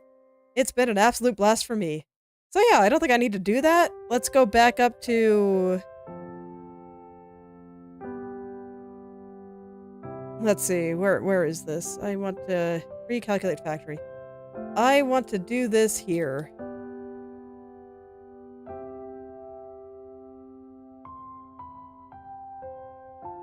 Oh yeah, that's right. It only exists in path. It doesn't exist in pipe info. Okay, so no, I do need to do that. Okay. Well, I'm glad I checked. I forgot. I was doing it on a different array. So if path exists, we just keep going. Oh, so far so good, you know. I am close to figuring out all the math for my most cursed pipe setups.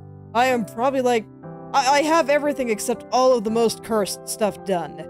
And that's very exciting. I'm at the point where I feel like I can move on to other bits of the code and stuff if I want to, but I do want to get that last little bit working.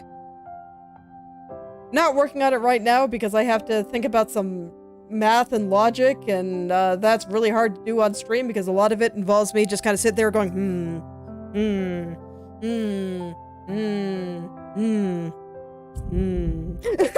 and making funny noises like that without actually saying anything that's even remotely sensical. So I'll do it later. Right now, I'm just gonna go through and do a little bit of refactoring to make it so that this way I can add more elements to the game later.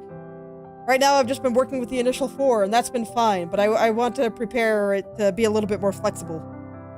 I probably should have done this sooner, but you know what? It's okay. But I thought about it, I actually don't think that the refactor is going to be nearly as bad as I thought, since I think most things here actually should only care about the stuff that's in the pipes and not just what could be there theoretically, I guess. Because, yeah, when you leave a room... Yeah. I see. I don't know very many algorithms by name, but, yeah, I don't do a lot of theoretical programming. I'm just like, okay, there's a thing I want to make. How do I tell the computer to do it?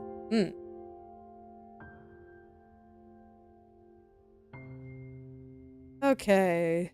So I think all of this should actually use path and pipe info. Yeah. So I think I can skip through all of that. I mean, I'm not going to skip it. I'm still going to look, but...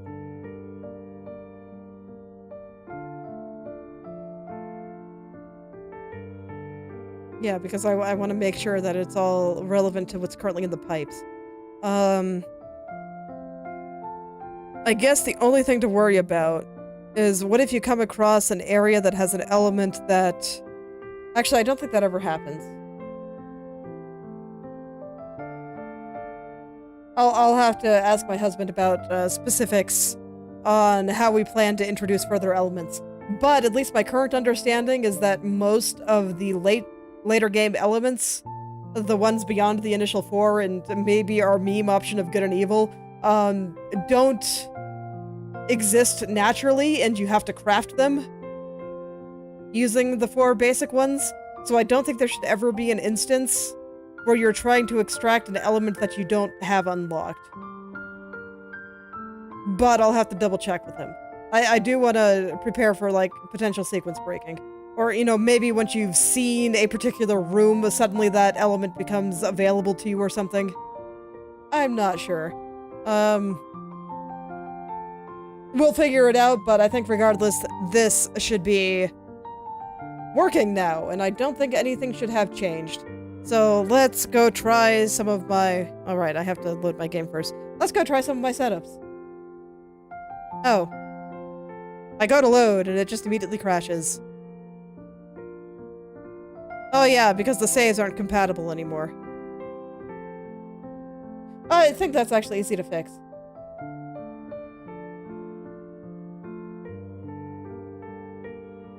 I see. Okay.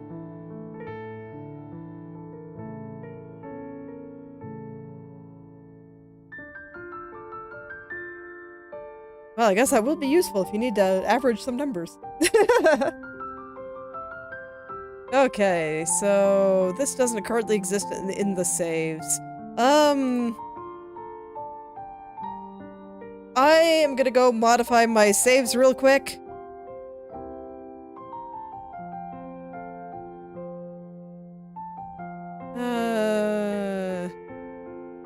Users... Because I think I know how to modify them to put in the information that it needs. This is a point, though, that if I want people to be able to keep their saves, I gotta be real careful about modifying them. It's okay, I think I plan to release the game all at once. I'm not gonna do it like drip feed that I see a lot of people do.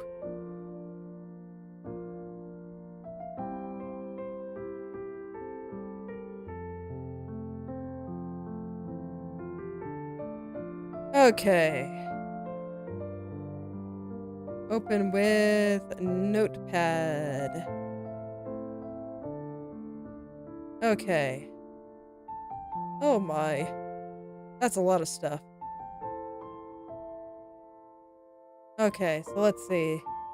So I have my persistent data, my discovered areas, and I think elements are before those? Yeah. So... what do I just put in there by default? Just this. Okay, so what does that look like here? Yeah, pretty much just like the dictionary itself. So if I just put you here, And we put a comma there. I think that should fix it. Before I edit the other save, let me... No.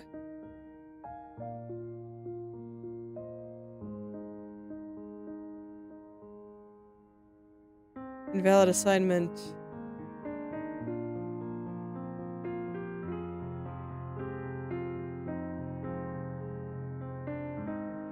No, that should be right. It looks like the other ones. I called it elements, right? Yeah. And this will get the value of element array in there.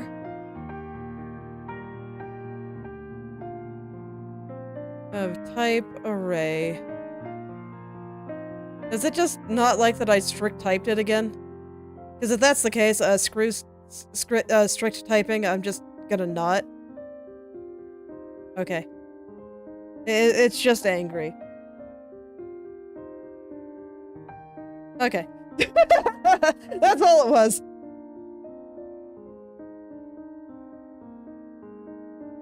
I think machine learning is interesting. It can do a lot of very interesting things, I think. I'm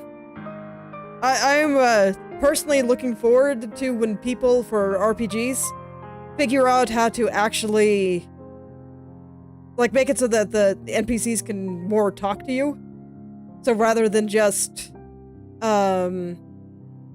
super the pre-canned things that the developers put in, it can actually like respond to what you do and what you say and stuff. I think it has a lot of potential applications for game AI and whatnot. Okay, there we go. Got it loaded. I'm gonna go fix the other save while I'm here. So let's see, this will be right here.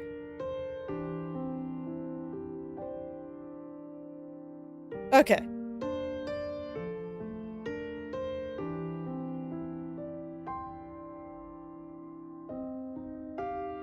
But I don't personally do a lot of machine learning type of stuff myself. But I do think it has very interesting applications. I studied some amount of it. Very, very little, but a little bit. When I was in school. Ooh. But now things are not calculating.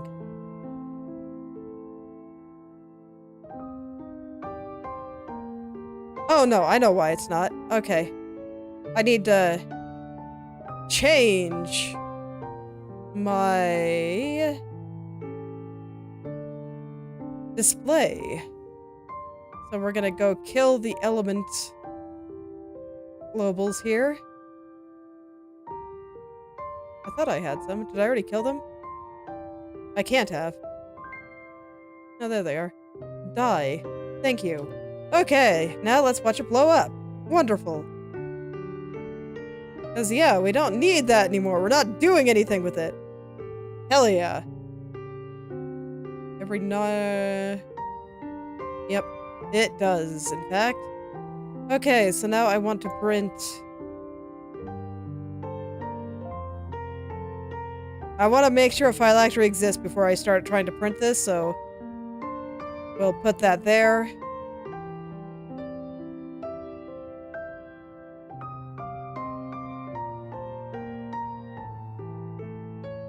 Okay, and I think that this is true regardless. I'm surprised that I didn't have to modify that. I'm pretty sure I probably do. Okay. So let's get this printing where I want it to print. And it'll be right there. Alright, water amount is fake now, so we have to do... this.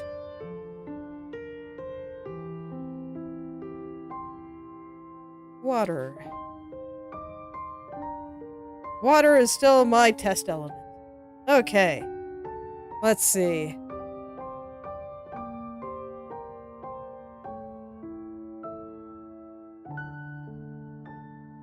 Let's see here.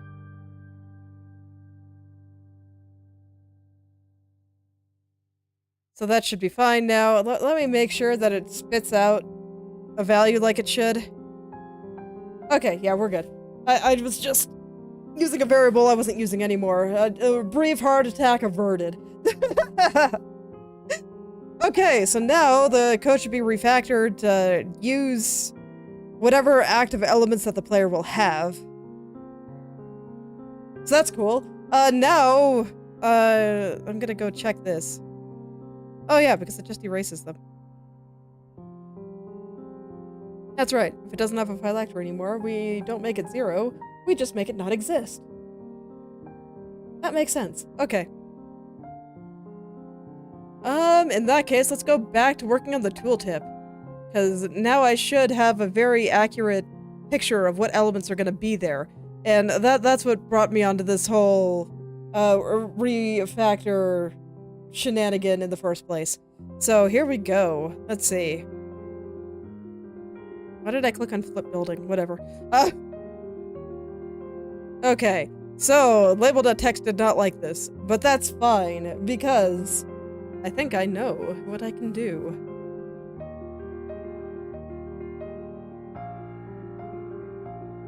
Yes, okay.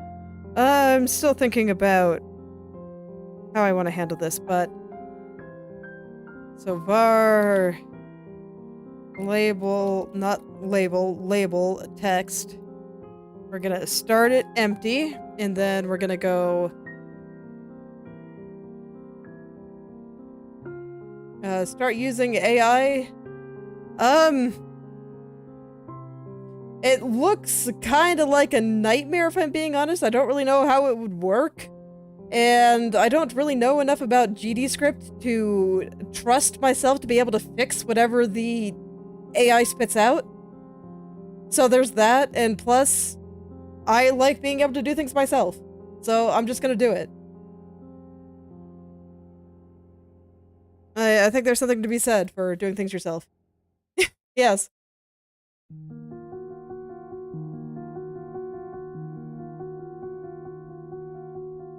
If I was like a super high level expert, just derp it around, you know, maybe vibe coding would make sense, but I feel like at that point I could just make whatever I want really fast without vibe coding. Because I mean, I think what people misunderstand about AI is that it's only good for doing things that are commonly done. And if you want to do something unique, the AI is actually really bad at it. So, it's like at that point, I don't think the AI could do much for me. I guess I could see it for things that are just commonly done, like, okay, AI friend. Oh no, it's really bad at doing anything unique. It's really, really bad at it. But it's like if I wanted to do something that's just been done all the time, like say, hey, go make some basic main menu code for me. It's like, yeah, maybe that would be valid. But if I was gonna say, hey, go figure out this recursive pipe problem that I've been slamming my head on for the past month, I think it would fail miserably. Because nobody... Or at the very least, it doesn't have a large enough data set in order to know the answer to the problem that I am wanting to solve. So... Because yeah, I mean, that's how the AI works. It just gathers a bunch of things. And so if there's a lot of data for that one thing, it's gonna be good at it. That's why it's really good at drawing anime girls, because there's lots of anime girls on the internet, right? Yes. So, frankly, for what I'm doing right now, I don't even think the AI could do it.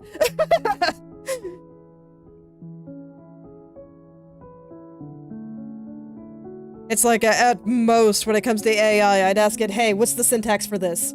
Or, how do you spell instantiate? Hello there, hardcore lamp. Enjoy your milk loaf.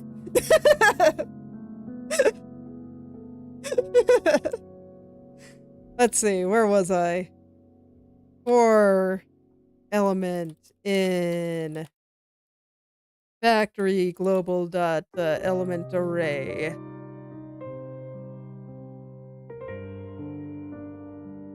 The same thing, right? That's why I said enjoy your loaf of your milk loaf.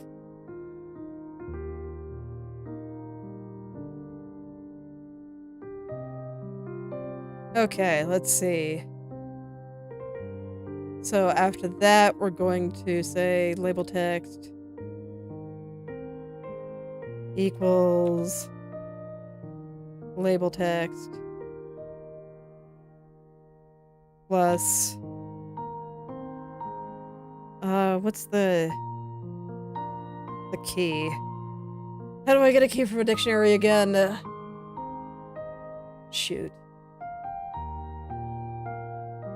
No, I did. That line's finished.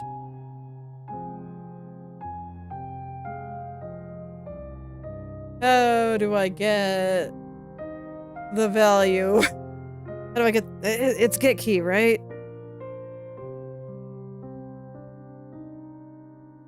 I just want to print the key.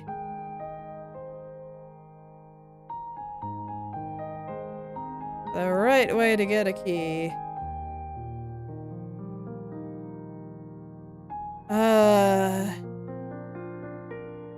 Syntax is hard. Yeah, potentially. I just don't remember the syntax for this.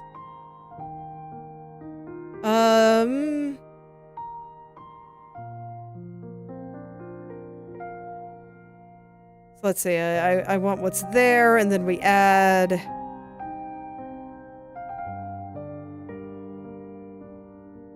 Yeah, element. Yeah, that should be correct. Plus stir.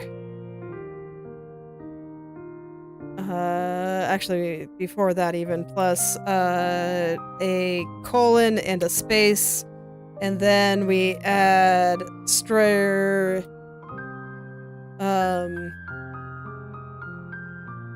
Pipe info.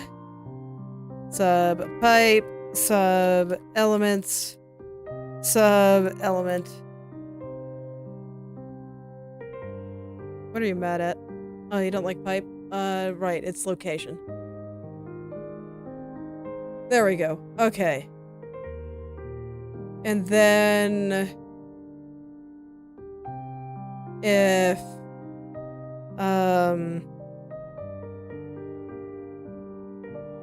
element is not equal to the last one, we add a new line. So let's see, factor global dot element array sub -1. Then we do label text equals label text plus new line.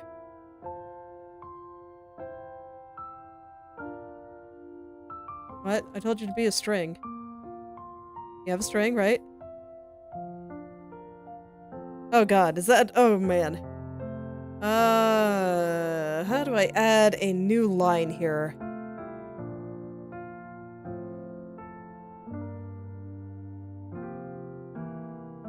Let's see, add new line to string. Yeah, like N. That's what I'm looking for.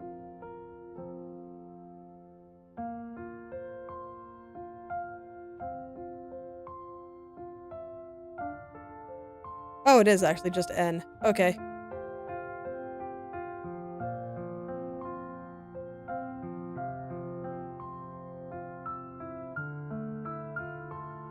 Okay, so it is just N. Okay, let's see.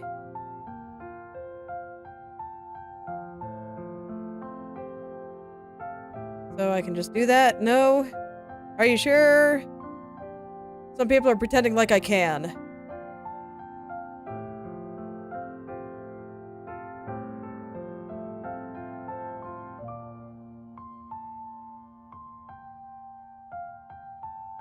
Oh, it does need to be in quotes, okay.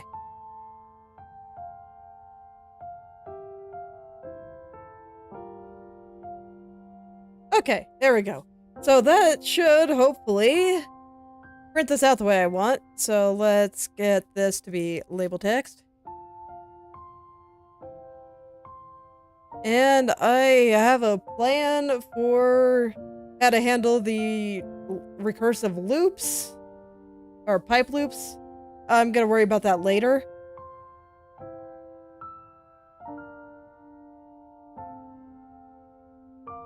Huh, it didn't fix it for me, huh? I thought I told it to fix it for me when I did that. So I guess it wasn't empty? Oh, right, because it's not an array anymore. Oh man, that's actually annoying.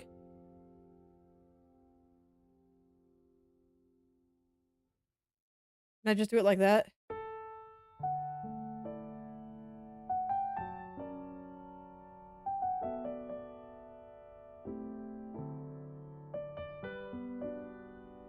Null instance, so it did not find tooltip text.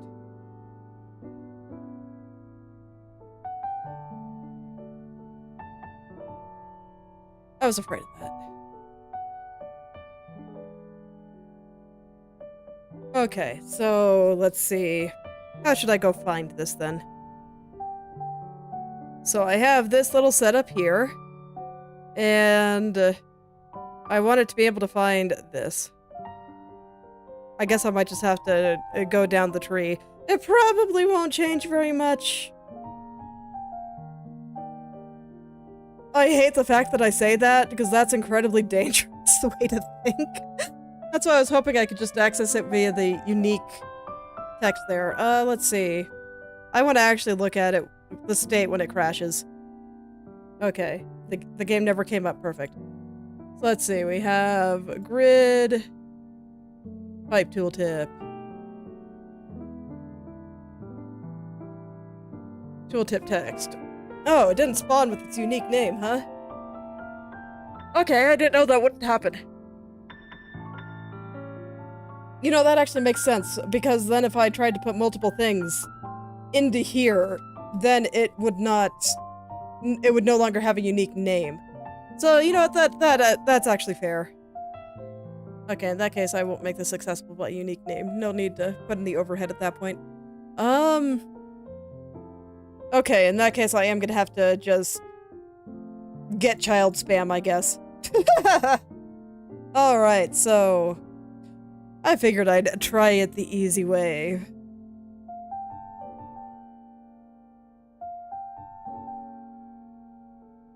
I figured I'd try it the easy way, but let's see.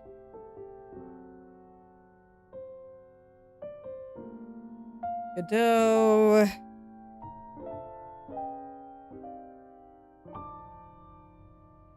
Update. Label when it's several children down. Is there a better way to do it than just...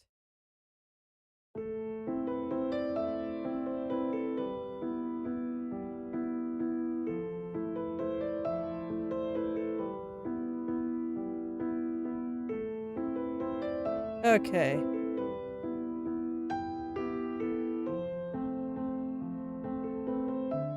Because I don't think I can just do, like, yeah,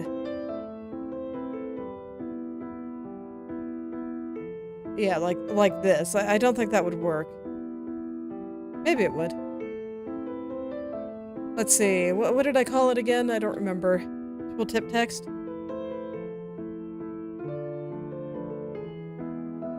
See, this is where I say, I'm definitely not a Godot expert. I'm fairly new to all of this, so... I'm pretty sure this breaks. But I want to try it anyway. It's a learning experience. That's what I'm gonna call it. We're learning things today. So this explodes, right? Let's go crash the game intentionally. It's fun, okay? Ready? Oh, it didn't crash the game. It's highly confused, though. It's not bringing up the tooltip. There it goes. Okay, there we go. Now I can feel better about myself. Oh, so it doesn't work. Yeah, you know what? That actually makes sense. It doesn't work when your hand is empty. That makes sense, actually. I'll fix that in a second. I want to get the tooltip working. So, let's see here. How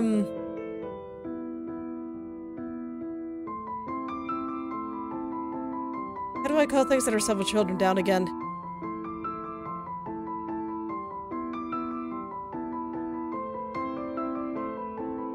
Is it really just get child, get child, get child, get child? Or is there like a get node? I think get node is the thing. Because I use get node or null a lot.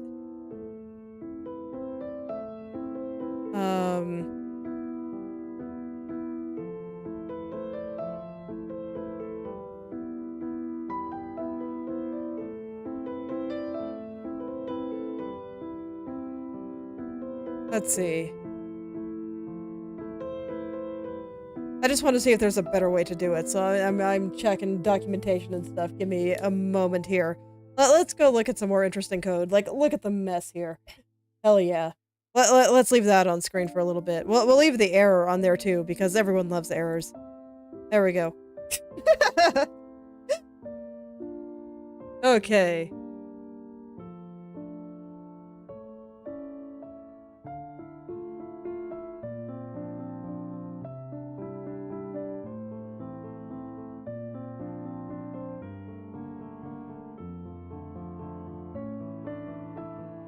Okay. So let's see if I can find something good.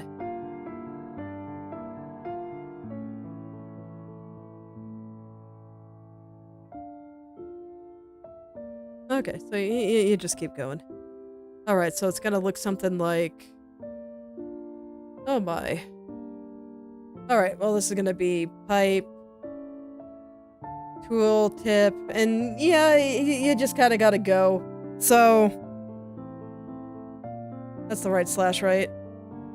I'm always so dyslexic about these things. I tend to get the slashes backwards too. It's almost as bad as trying to spell instantiate. So here we go. Canvas layer.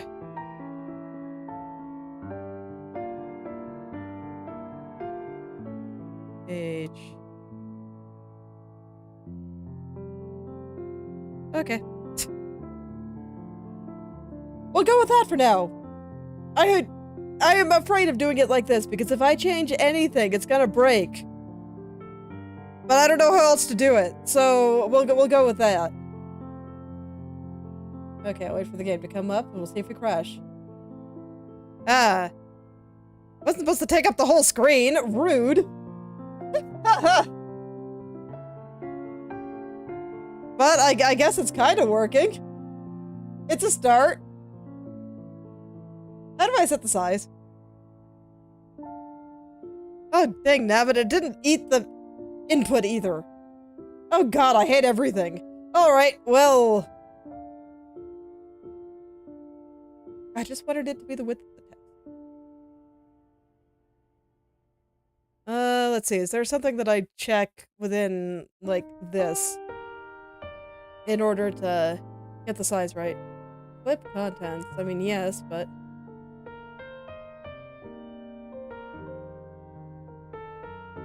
Container sizing.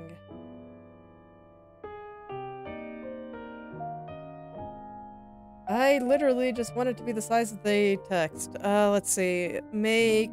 How do I do that? I have worked with the control nodes like once. Let's see. Godot. Make container size of content.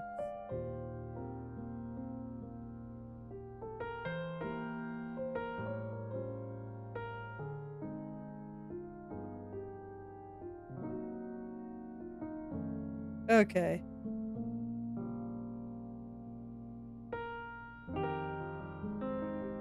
Animal container.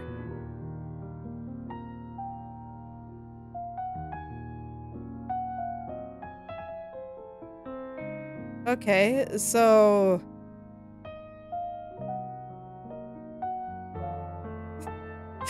Comment. I too feel dumb whenever I have to use control nodes.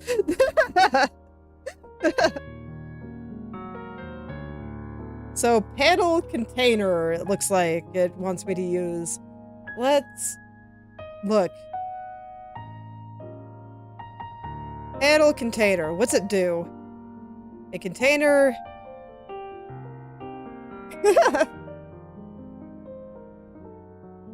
I mean, it's okay. I am honored to be background music. So even if you can't pay that much attention to what I'm actually doing, you know, it's okay. It's good to make your own things. And I don't mind lurkers. I'm honored to be background music. Let's see. That keeps its child controls within the area of a style box.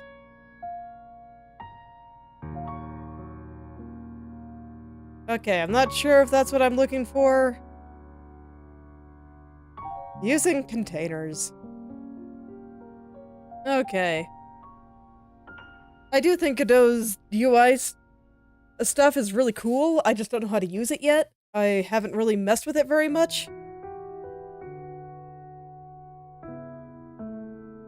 So let's see. What do we got here?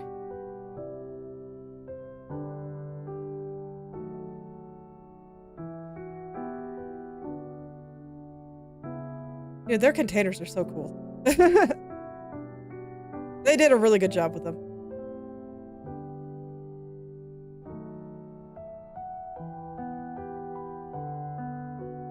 Let's see.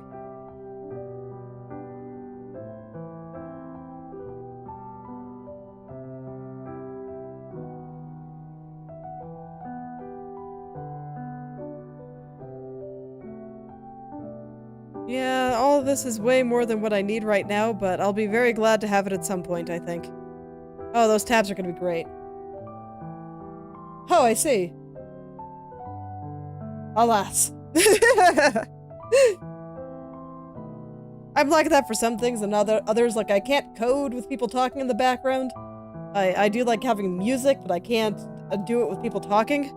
But on the other hand, when I'm drawing, people talking is no problem. I like to think of it as, I can't listen to people and also talk to the spirits at the same time. Listening and talking at the same time is just a recipe for disaster.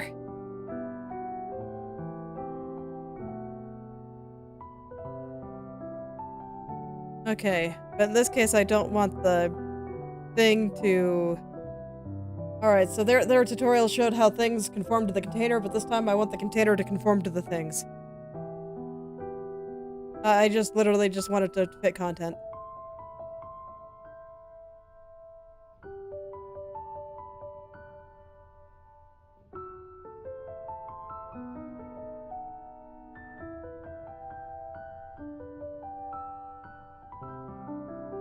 Okay.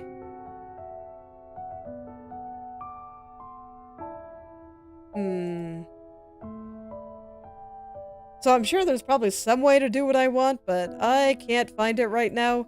So I'm just gonna give it a number. We're gonna be lazy. We're just gonna give it a number. I'll just do it here. So what size do I want you to be? I want you to just be... Let's give it a width of like 200 pixels and a height of 150 pixels. This is probably wrong, but we're gonna roll with this for now.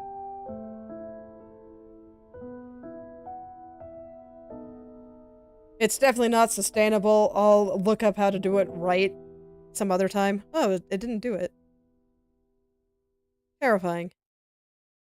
No, I don't want it to fill the entire screen.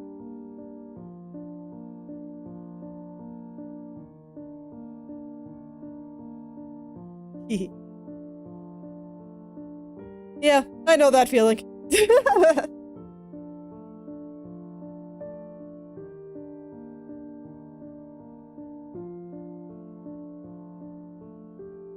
And at the very least, you know, if you don't feel like streaming and you're just a hobbyist, then it doesn't really matter. You might have trouble growing if you don't stream consistently, but if you don't care about that and you just want to derp around, yeah, you can pretty much just do whatever you want.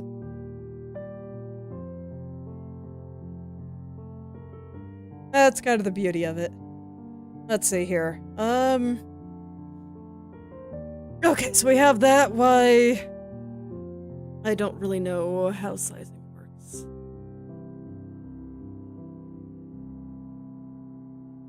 Yes, I would like you to be that size and never be larger. Because I thought that when I had this just fill the box, Oh, is 200 pixels just way bigger than I thought it was? Is that the issue? No. Oh, do I just have to reset this? No, I just want you to fill the box. Fine, I'll give you a number 2. We're just gonna brute force everything right here. Oh, that's minimum. No.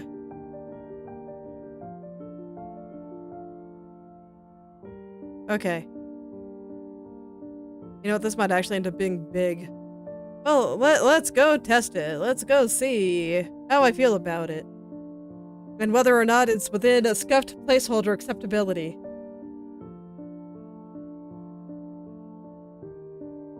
Well, I guess it's fine. It's not quite what I had in mind, but I wanted it to be where the cursor was. But, hate. Okay, so much hate right now, but that's okay. I'll fix it. Let's see.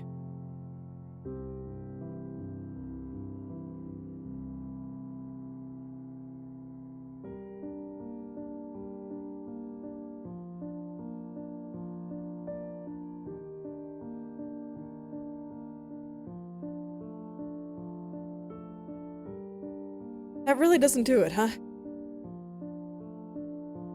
Does that need to be a global position?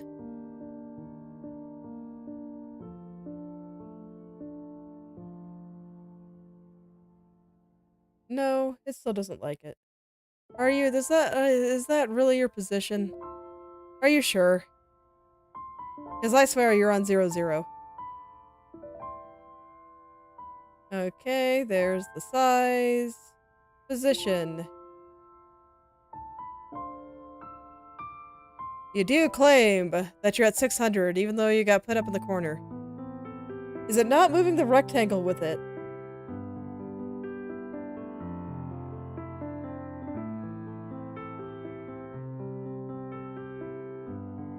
Because I thought that they would inherit positions. Yeah, so these are not the same thing. Let's see. Yeah, so the container is there, but for some reason the rectangle's not moving with the container.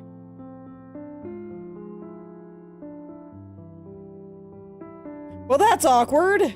I thought for sure it would move with its parent. Does it not? Like, is that just not how this works? Do I not put it in a rectangle for a background? I mean, I guess that would make sense if I can just set this to have a background color. Or maybe, this. This is where you know I have not really messed with it. How did I make the blueprint menu? Yeah, you started with a canvas layer. But I think I gave you a background. Yeah, I used a rectangle for the background.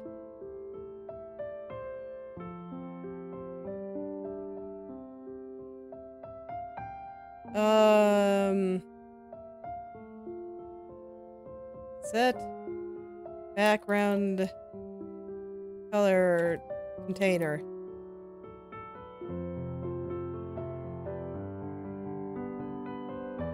How do you do it? Panel container. Margin container. Add a panel. Okay. Margin container with a color is a panel. Okay.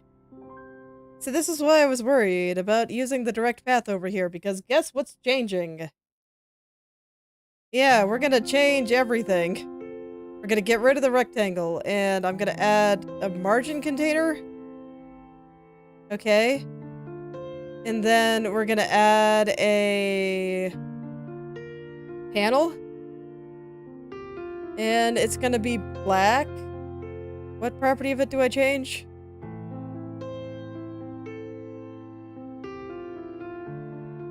I mean, it sounds like language. Language is weird. Panel container dot panel. So there should be I think I want the panel to, let's see, margin should fill parent. Why does it think its parent is not this? It's okay, I'll figure this out someday, but for now, I'm just gonna hard code the values because I don't feel like figuring it out at this very moment. Margin container appears to have a background? So do I not need the panel?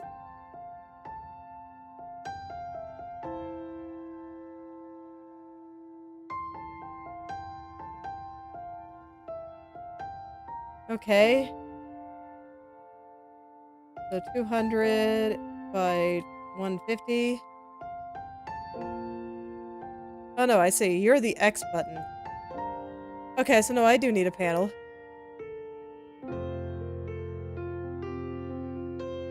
And if okay, so it looks like you're good there. I think that's a perfectly fine color for now, so we're gonna roll with that, and then I guess I just put this in here. Okay. Will you move when I move your parrot now? No, you just crash. Alright, because I need to fix this. It's no longer a color rect. It is a... Look, have I mentioned that this is why I was afraid of doing this? Because I was almost certain that I was gonna end up changing this at some point. Life is hard, but I don't know how else to do it. I'll have to look it up. So, canvas layer, margin. Okay. Panel. I will absolutely find a better way to do this at some point. Oh, wrong button. I will find it someday. It will not elude me. Okay, so it's still not moving with the parent, but I got a nice background now, I guess, and it's still not eating the input properly! I'm still mad about it. I don't want to disable all input here, though, so I'm not sure what I'm gonna do. It was easy when it was just a screen-filling thing, but now I gotta figure out how to do it right. Oh my god. Because I thought I have it capturing clicks, but for some reason it's still... It doesn't eat them properly.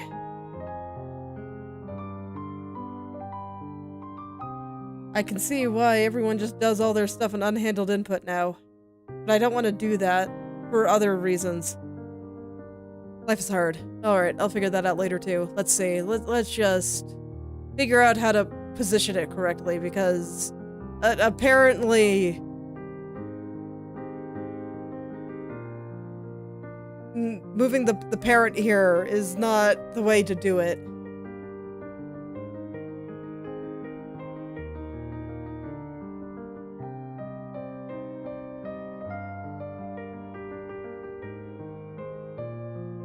Okay, so how do we make this follow the children?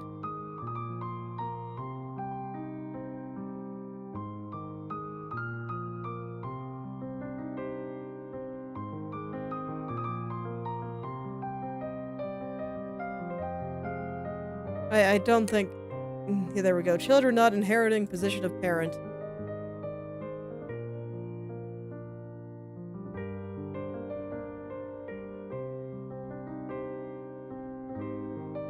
No, it's like literally not the same place.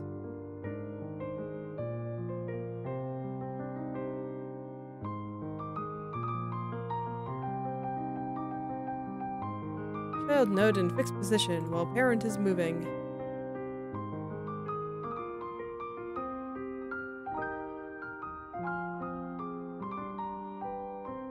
Oh, okay. There's like a bunch of people are being like, hey, this is how you ignore the parent transform. But I'm like, no, I have the opposite problem. It's not moving the children.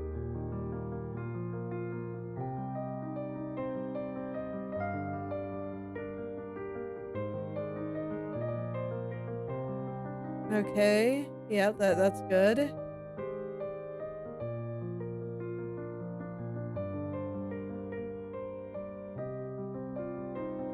Like, I don't know what half of these mean, but that's fine.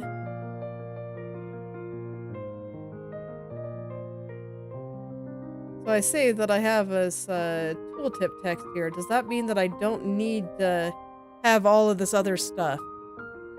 And if I just go into here, and instead of updating the label, I'm not gonna get everything else. We'll just go ahead and comment that line. If I just do tooltip dot... What was the name of that? Tooltip?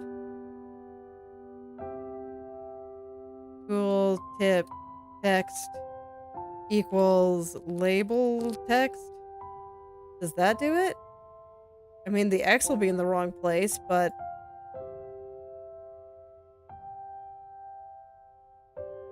No, it doesn't even draw it. Oh, but I get it right here. That's only if I hover, it's not if I click. Am I cool with this?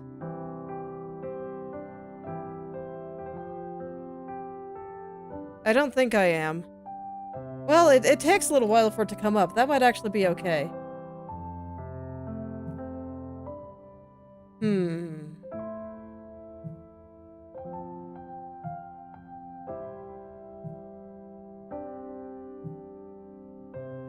Yeah, so what I'm getting here, this is where it's like, mostly I just have to kind of be exposed into what Godot is capable of. I do have to click just to get it started there. But then if I hover over a little longer, it looks like a...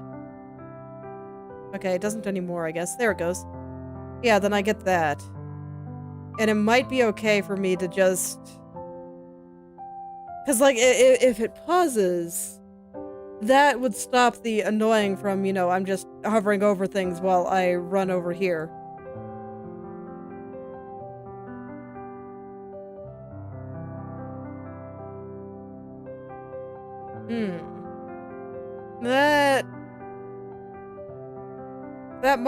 That might actually be okay. No, I think I'd rather do it on click. Yeah, I think I'd still rather do it on click, though. But still, I'm glad that I tried it. Oh no, I need that. Okay. Because I think that'll be good for some other things, just not this.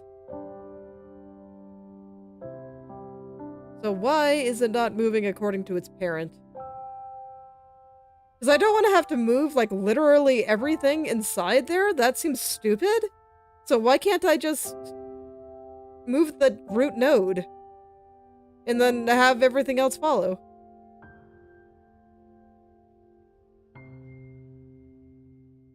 Do... Control, nodes, position, children.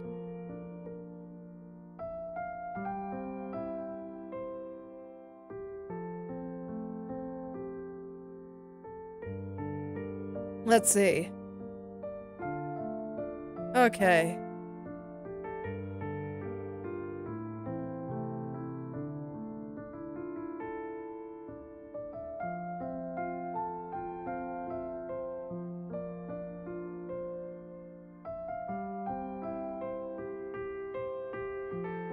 Okay, so let's see. No, that's not what I'm looking for. Control and 2D nodes. Yeah, positioning. Controls. Here we go. So let's see what I got here.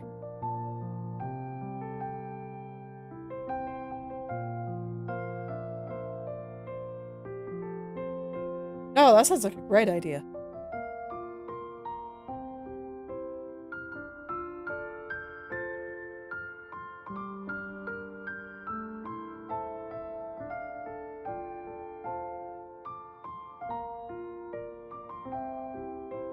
Okay, let's see.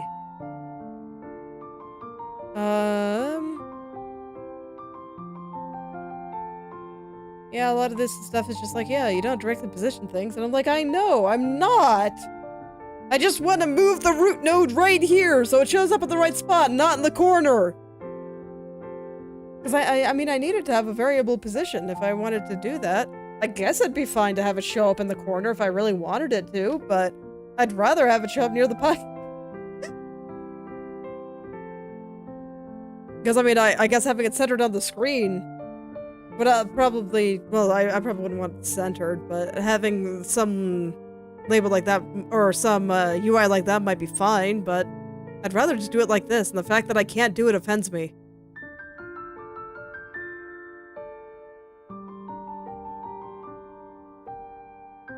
Let's see.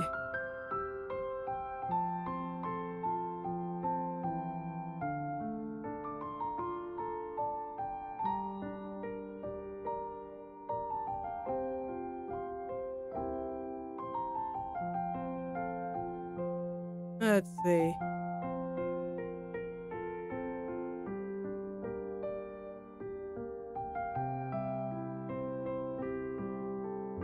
You'd think that it'd be easier to add a tooltip like this. I was like, oh yeah, that'll be a nice, quick, and easy thing to do. And then I won't have to rely on my debug code so much, but here we are. It's like I could just call it current position scuff, and I mean, that's why I say it's fine, but it still offends me, and I'd like to figure out what's wrong. I also want to look at the positioning of the little X button. Because I thought I told it to go to the left.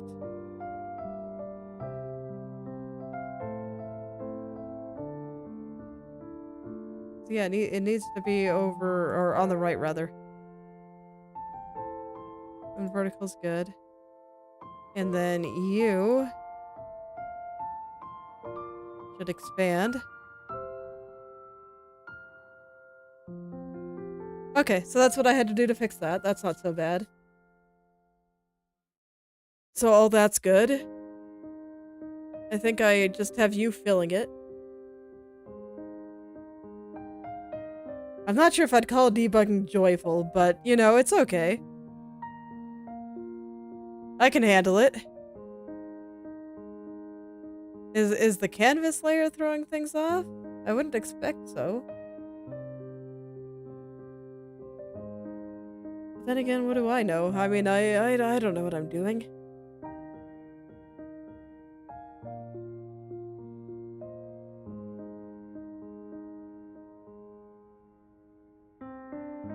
I don't care about focus. Oh no, I've been doing print statements everywhere for a long time now. They are very, very robust for many things that I'm doing. It's just not applicable to what I'm doing at this very moment.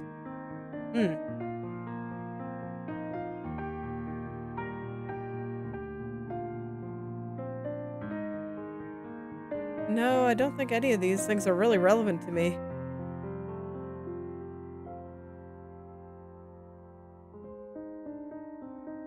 Do I not make the control the base then? What kind of game is this? It's going to be a Metroidvania where instead of your movement speed, jump height, attack, and HP being fixed or, you know, only changing a little bit over the course of the game, you're going to be building an awesome factory on the side that'll let you, you know, run really fast, jump into the stratosphere, and if you're badass enough, maybe even just run through a field of lava, whether it's because you're really fast or have just tons and tons of HP.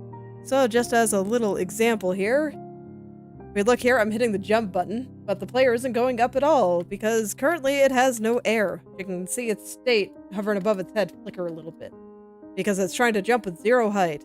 So let's give our friend here a little bit of air, and now he can jump. Yeah. And then if I get even more air, there's a little bit in that one, he can jump even higher. So that's the basic premise. You just go make cool factory, do cool things.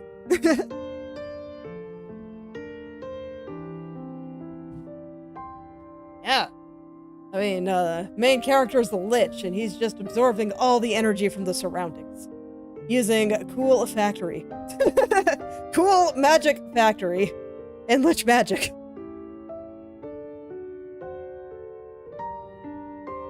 Design interfaces with control nodes. Hell yeah, let's go. A factory that funnels things into your phylactery, yes. Hence the name.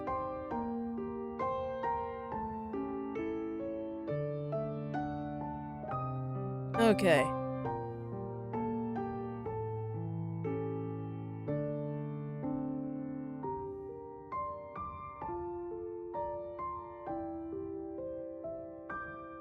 Let's see here.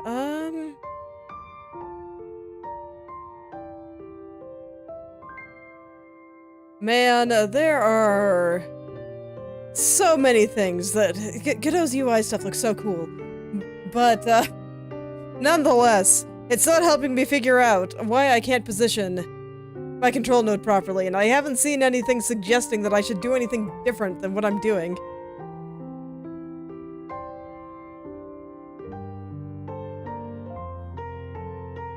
Okay.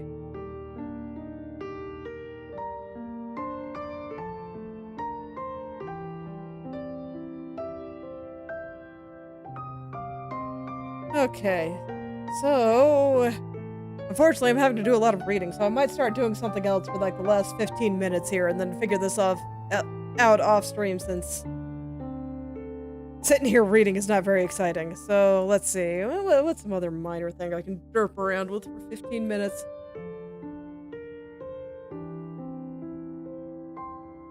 Oh yeah, you know what? The fact that this isn't called when I have an empty hand. Let's do that. Okay, so I already know the reason why that's happening. And that's because this code here is... Where is it? It's in here. So, we have this guy here. And... this only happens... Yeah, if selected building index is not -1.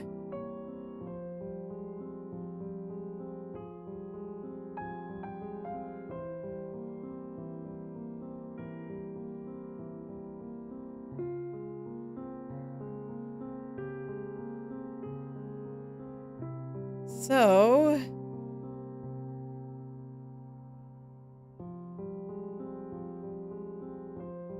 I don't know, do I just copy and... Do I be lazy and just copy and paste it?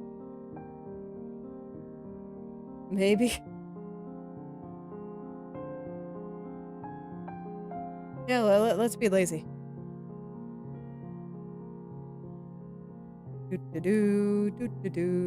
Not gonna worry about it.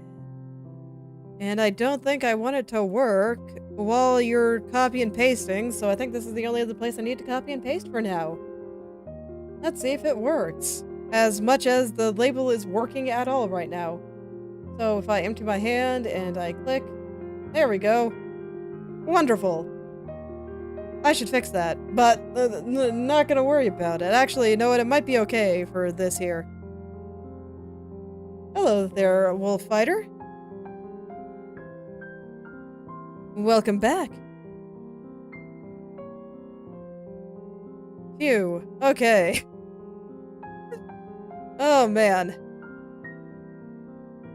Alright, so we fixed that issue. Let's see. I think I would like it to close if I open another one. Yeah.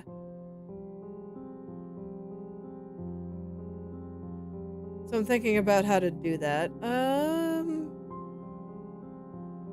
You know what? I know. I think I know how I want to do that. We'll keep it simple. Let's go back down to the function. Where did I put it?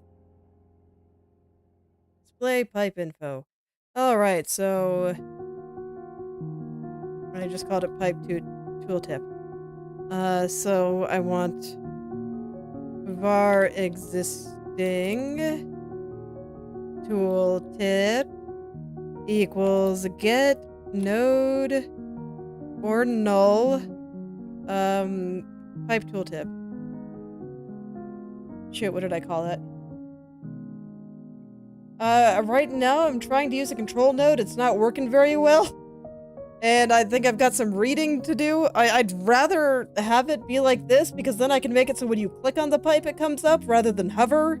And I don't think I want it to be on hover. So, as far as I can tell, using the built-in tooltip function doesn't let me do that.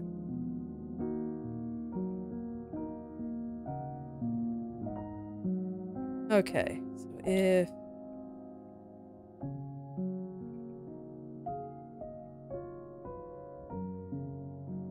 Alright.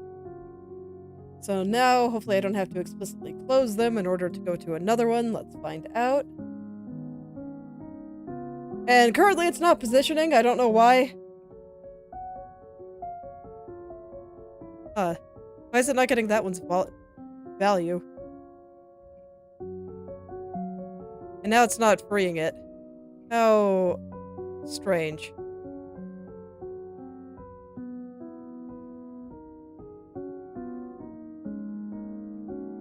Should I do it on click instead of on click release? Yeah, there it didn't get the numbers. And there it didn't close the other one. What's going on here? Oh, I see. So if I just do it too fast, does it not have time to queue free? Yeah. You know what? I'm gonna be dangerous then. We're not gonna queue it.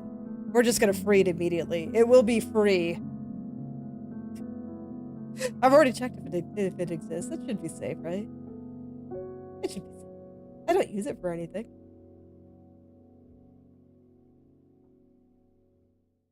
Wonderful. Okay. Well, all seems well, so I'm gonna say it's fine. Free is just a little bit more dangerous, but I think it actually is okay in this situation. So, I don't know. Do I want to try to figure out how to position? Like, I don't get it. Because if we look at, remote out here, and we have the game up, you can see that when I show its position, it's right there in that orange box. And yet, for some reason, its children are not. I'm wondering if the canvas layer is just messing things up. I might not need the canvas layer. Let's do some science and see if it's the canvas layer messing things up, because I don't know what I'm doing for this specifically. And,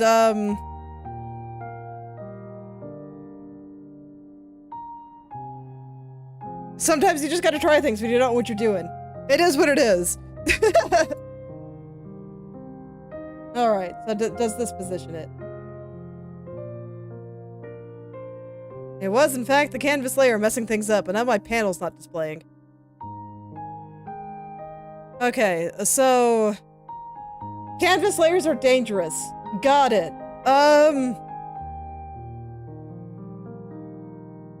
In that case, it looks like I may not have to, like, explicitly show its size.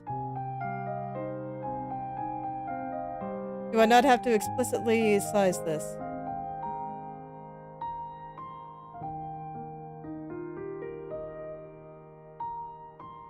Will it just fill based on the size of its children now? Alright, I have to click over here.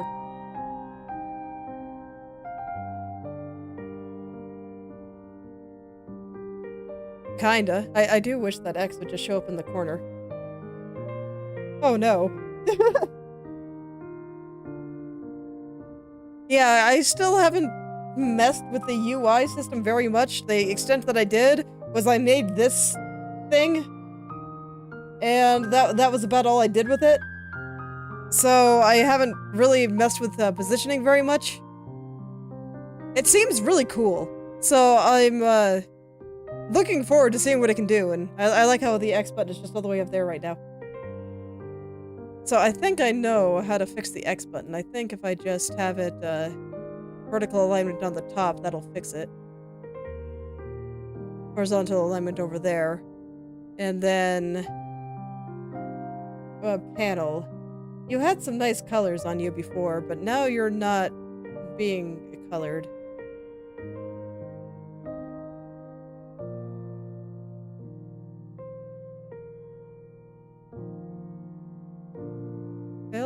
I guess? I don't know. Did that do anything? Let's find out. Let's find out. Okay, well, it fixed the X. Unfortunately, it's not eating inputs like it should, so it's gonna make you build pipes, and I still don't know how to fix that.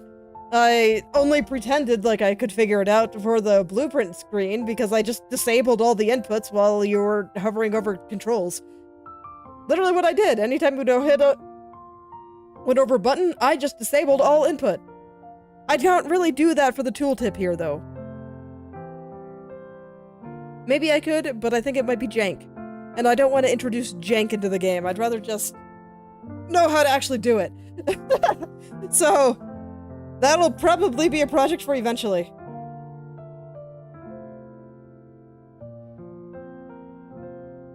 I see. Well, that's unfortunate. You know, the programming is like that sometimes. Sometimes it's just weird. Okay, so why do you not have a background? I see. Ugh. Terrifying. Panel has no background. Help, Google.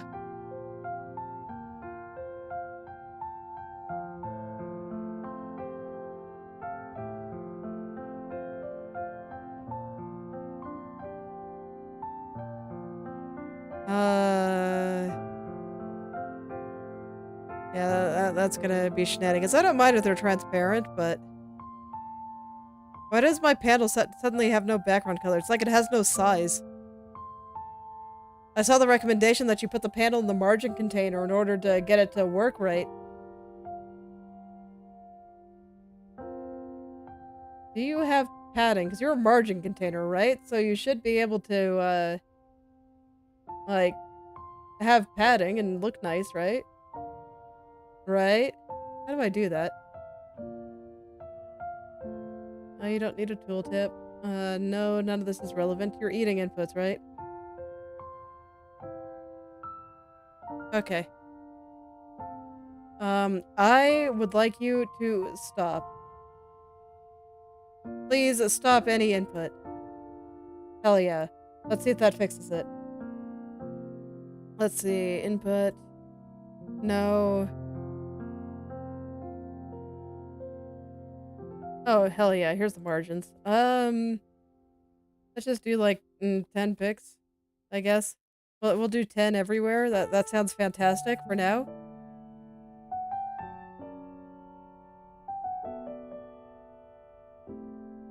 I see. Fascinating.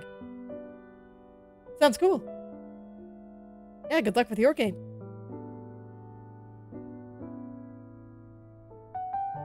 That's all fine.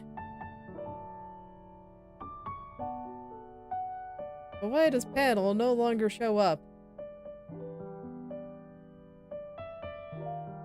I think it's- I like it. I think it's interesting to think about how the player will actually interact with the game. Still doesn't need the input. Will you eat inputs for me? Yes, I would like you to stop. But you don't stop. You never stop. Please stop everything.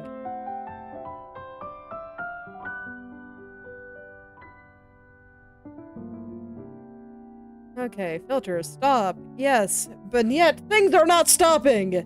And it's still getting to the UI behind, to the stuff behind it. I wish it would stop. I don't want to have to just, like, disable all input when you hover over the mouse button.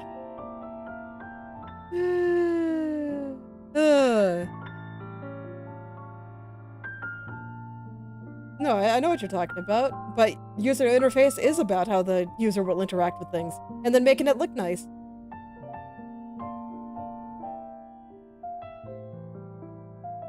Well, I mean, it's this button, right? Where you're under mouse here. Can you see it? It's kind of by my head. Let's see. Yeah, so I see mouse here. I have it filter, stop. And when I hover over this, and get the tooltip that you guys can't see, unfortunately. It says, stop. Control will receive mouse inputs and mouse input events if clicked through. And they will be marked as handled and will not propagate further to other controls. Okay, so it might only work on controls. That might be why I have the problem there. In which case, I'm not quite sure how to stop it from affecting other things. Because it says that it marks the input as handled, so I figured that that would stop it from being handled elsewhere, but it looks like it's not.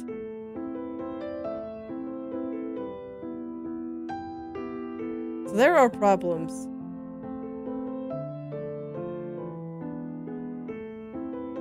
Okay, now why does the panel not have a background anymore?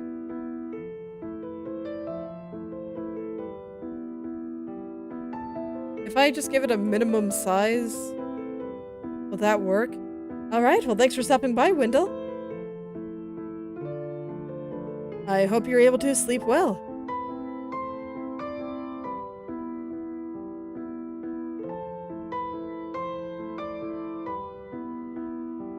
Yeah, I was indeed hoping that it would handle the input, but it is not, and I'm still building pipes when I click the X.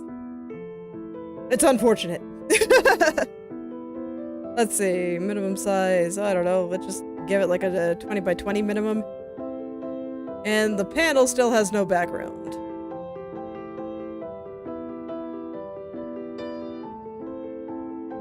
I guess because you have no size. Do I see the background now? Yeah. And then if I do it out here, you're just gonna have your minimum size, right? Yeah, you're just have the minimum size there. So why is it no longer expanding? It was when I had the canvas layer there, but now it's not doing that. Oh, cool. Because this has been causing problems for me for a while.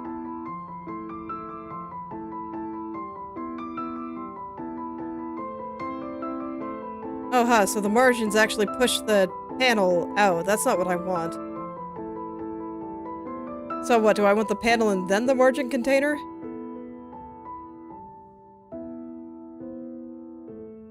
Will that give me the look that I want here?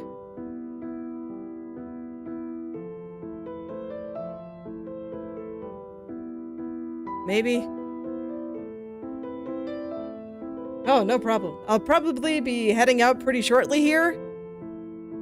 But, you know, nonetheless, if there's a good way to do it, then I want to. That would be a fantastic.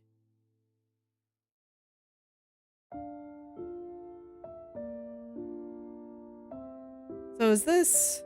Yeah, I'm pretty sure that's not gonna fly there. So let me undo a bunch of the minimums that I put on. I don't think I want them. And watch Planckera flail today.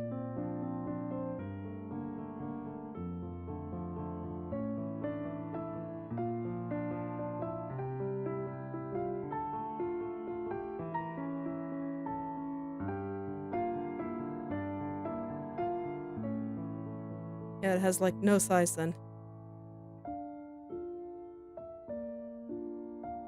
But how do you give it a size? I just wanted to fill the parent.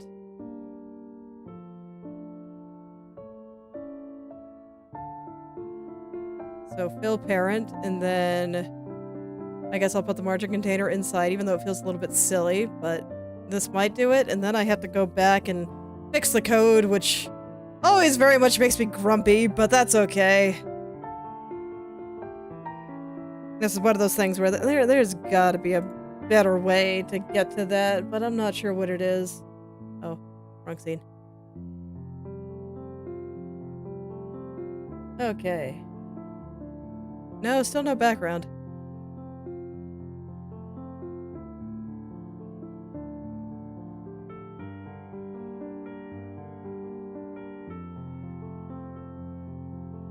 Okay, hold on. I want to look at it on the remote viewer here. try to find the sizes. Okay. So, pipe tooltip, how big are you? You are basically non-existent, which makes sense.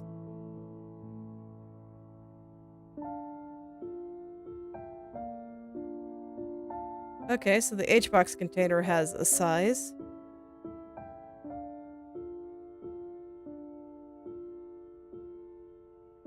Because the text and the button have sizes, but that size is not propagated upwards, which is kind of what I want. So nothing else has size.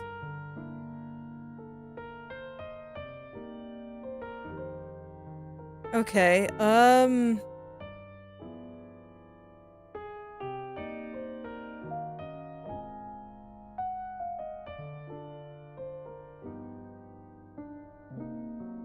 panel fit content. Okay, so how do I do that again? Use panel container. Oh boy.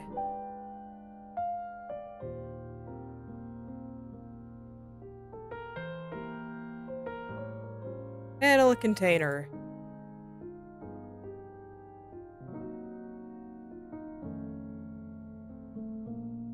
Does that do it? Hey, okay. Awesome.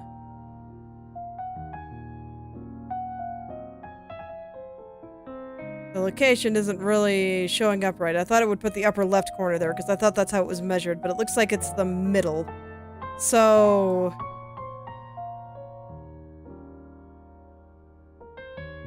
Alright. Let's position this a little bit now that I've gotten some of the basic things there. Let's see. So where do I want this to be positioned? I want it to be a little bit below there, so I think I actually would like this to be plus cell size. And plus half cell size. We'll do both. Because that should get it down to the right a little bit. Yeah, right about there. That seems pretty good. And it's not too bad when it overlaps things. I might try to make the panel opaque. But that does seem to be what I want. So there we go. At least got a fancy little tooltip coming up. So now I can actually show you guys the numbers on the screen. Oh, won't that be great? Like, let's look at some cursed math here. This isn't quite working yet, but it's close. So now when I click on it, you can see that there's stuff happening, and it's wonderful. There should absolutely be stuff in there, so I'm not sure why there's not, but... Oh, man. This is why I wanted a canvas layer, because I wanted all this to be on top.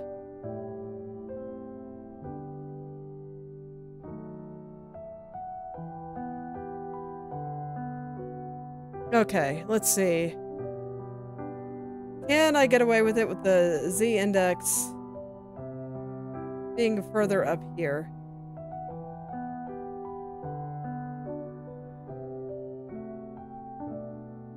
I don't know. I'm feeling pretty good about my organization. Mostly. It's not quite done yet. But yeah, I'm feeling pretty good about my organization. I think all is well there. There's just certain things that still aren't quite working the way that I'm hoping. Well, let's see. I thought that the z-index of things... Is that just for node 2Ds? Is it on visibility, maybe? Ordering. There it is. Okay, z-index 0. Okay. B2.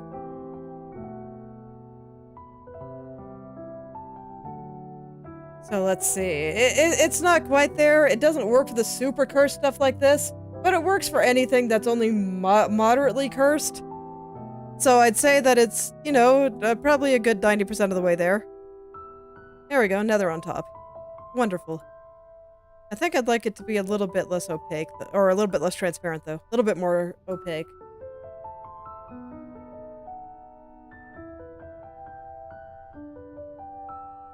Let's see, where is that?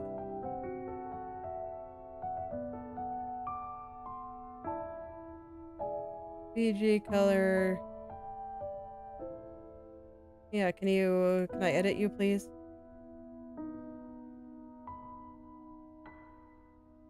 Make the property using the resource picker? What? So what, I can't edit the default?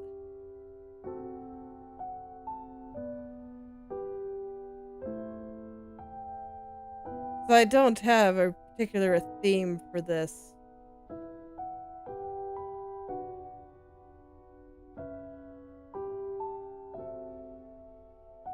Because, yeah, it's not letting me change anything here. No wonder people were complaining about not being able to change the opacity of a panel container.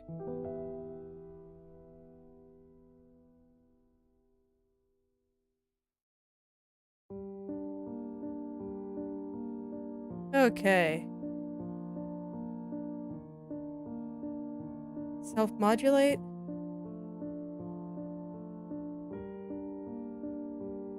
Let's see. I don't think that's there. Why aren't panels opaque by default? And how do I do that? Oh man, do I really have to be messing around with themes? I was hoping to avoid that.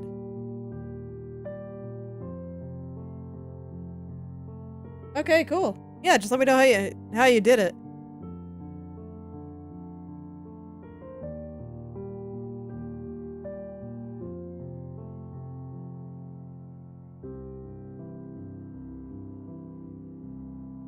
Yeah, I just haven't done it. So I was hoping I could just override the defaults until I was ready to figure out how to make it pretty. But I don't really want to get into specifics right now. I guess this is probably fine for leaving it scuffed then. But we'll just... I think this is within the realm of appropriately scuffed for placeholders, so I probably won't worry about it. It is a little bit hard to read. I would have liked something a little bit easier to read, just so that this way when I show stuff on stream, it's fine. I don't mind if you don't paste it, but if you just want to kind of give an idea for how you did it, that's fine.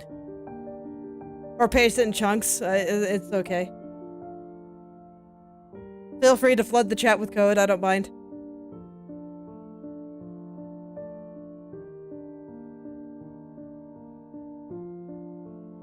Okay.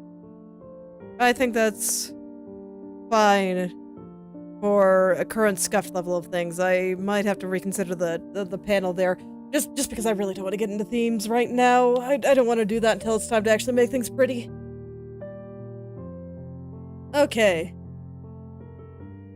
So yeah, I guess I'll call that good. Let's see. Probably start winding down a bit here, but I think that's good there. I think I'm gonna go remove my placeholder, or not my placeholder, my debug prints from input. I don't think I need them anymore. They're fine. And I can spawn buildings just fine. As I have demonstrated by clicking the X! Still makes me mad. Should not be this hard. Okay. There we go. Yeah, I don't see it in the chat, so you probably did get flagged, unfortunately. I don't know. Do you want to, like, put it in paste bin, go over to Twitch, and give me the link to it? That would work, too. I don't have a Discord.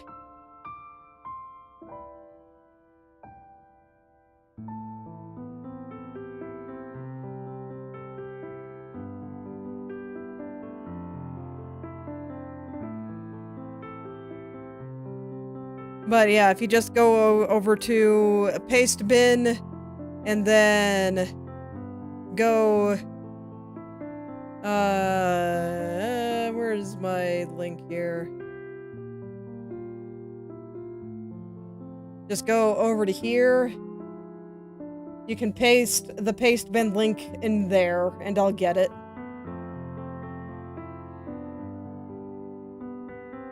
Okay. So... yeah, I'll consider that an acceptable level of scuff for that. Are there any other little things I guess I could look into? Like when you drag really fast, sometimes it'll not align things properly. You have to be like super fast. But it can mess things up there.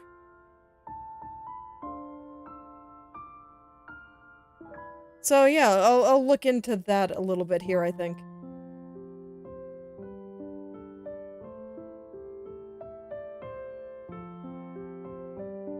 Wish I could make things easier for you, but YouTube, I have not been able to find a way for it to allow links.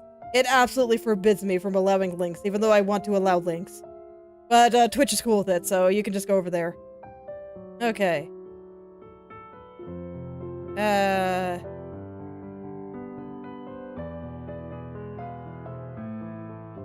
So let's see.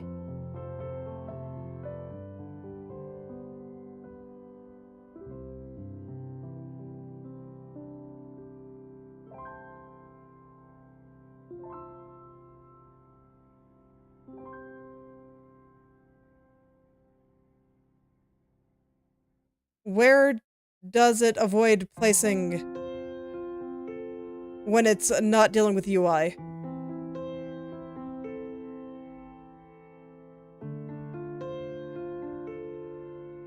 Because I don't see like any booleans or anything to help.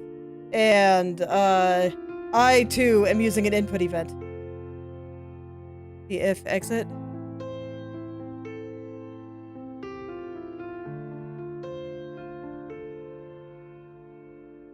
If exit button is pressed, okay.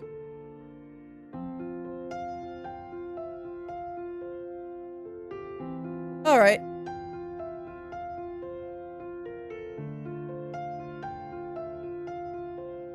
Okay, I could probably do something similar.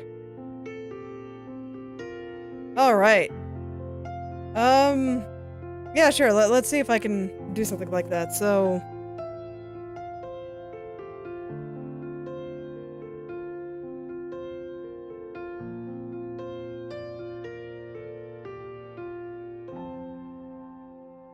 okay.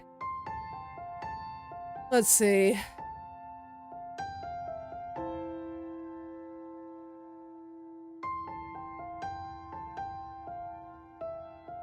Yeah, I think I might just go back to disabling input when you're hovering over the button. That's easy enough to do. Well, I don't want to disable all input, though, is the thing, because I still want the character to be able to move. That's why I don't want to do that, okay.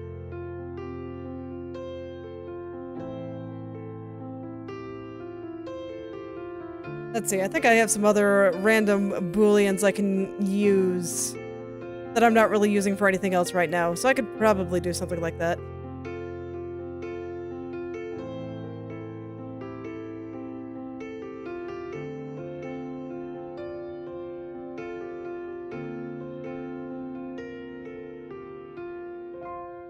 I think it might be kind of awkward if I did that.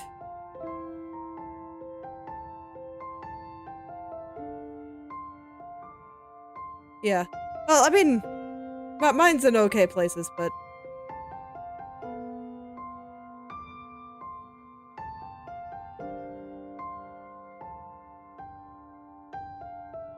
I did briefly consider letting each individual pipe handle its own input, but I don't know if I like that.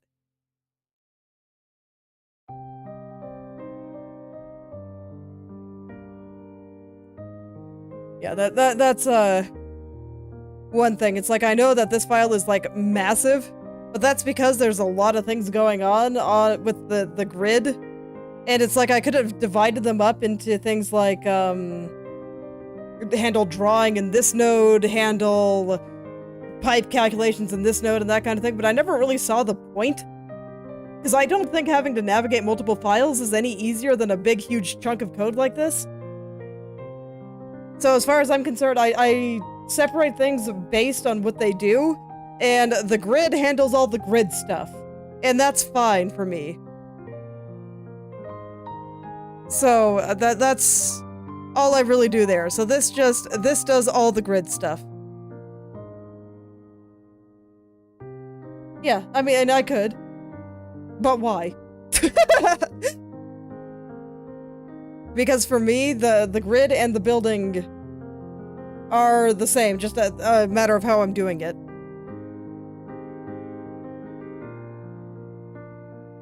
Why?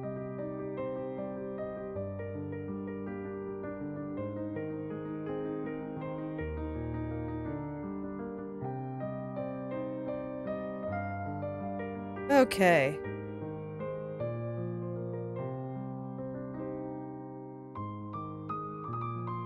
Yeah. I mean, I think it's fine to do it however style you want, but no one's ever been able to give me a good explanation for why. Never.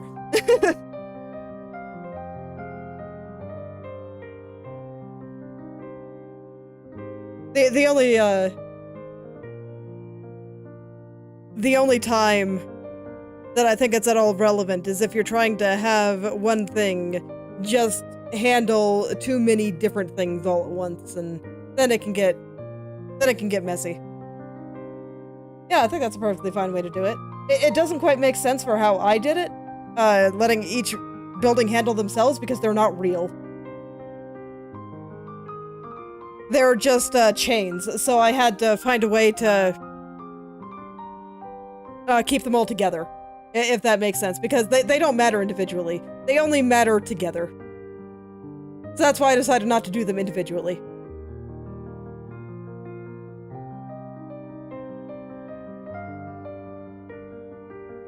Okay.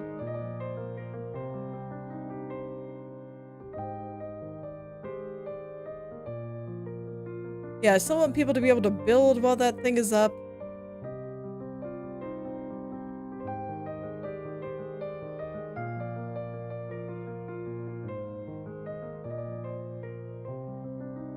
So I don't really have a good way to just shut down input. I just wish that the control nodes would actually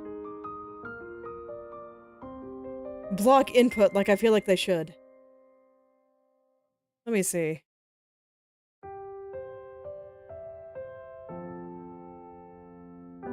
Oh, that sounds important.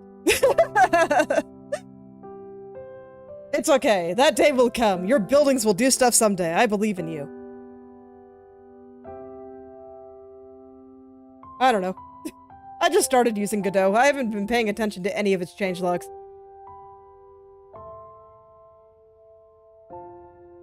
Let's see.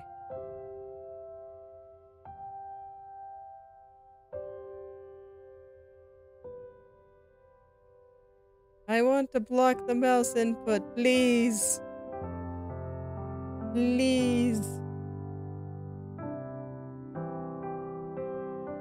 Aren't we still in version 4.6? Like, this is... I know I'm on version 4.6.1, but I think it's only up to, like, version 4.6.2 right now. I don't think 4.7 is out. Oh, it's up to 8? Huh. Because I downloaded this recently. Or is that, what's on the, like, a dev branch? Okay, yeah. Okay, that makes sense. Yeah, I went with the stable version.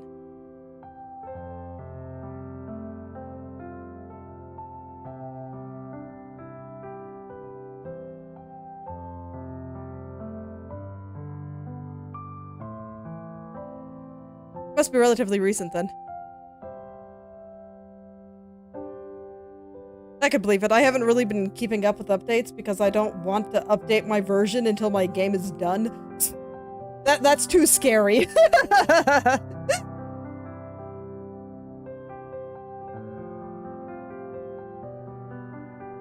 That's way too scary.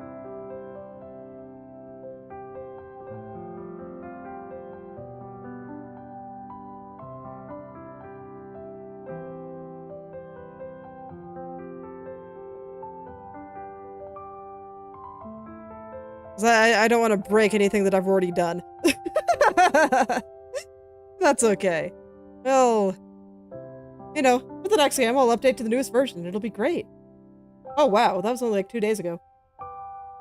Nice. It's okay, I'm glad to see that they're still doing things.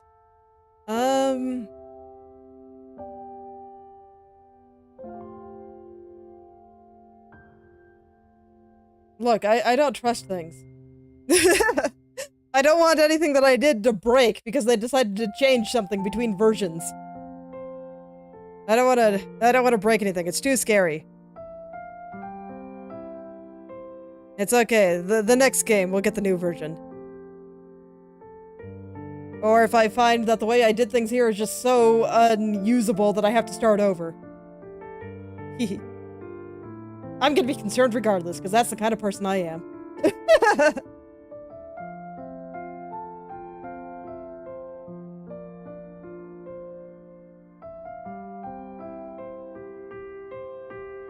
Let's see.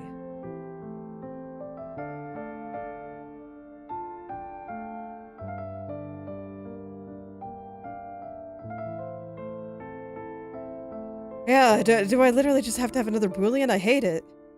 I hate it. Yeah, I think some of the tutorials I used ended up being for 3x, but I figured out how to update them to 4. So that was nice.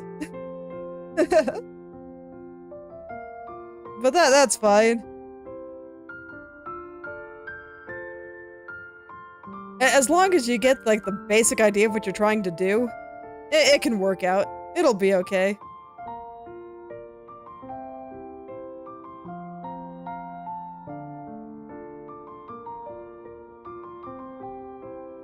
No, even that doesn't work. Man, I'm just, where I handle clicking on the UI? Yeah, sure. It's over on the UI. You click the X and it's deleted. I'm just trying to think of a place where I can disable input. But no, I can't think of a single situation. Yeah, you press the button and it dies. That's the only input on that. And then the input for everything that happens on the grid? Yeah. No. I mean, I put only what needs to be in there. It's like, some things don't need a lot. Like, this is fine.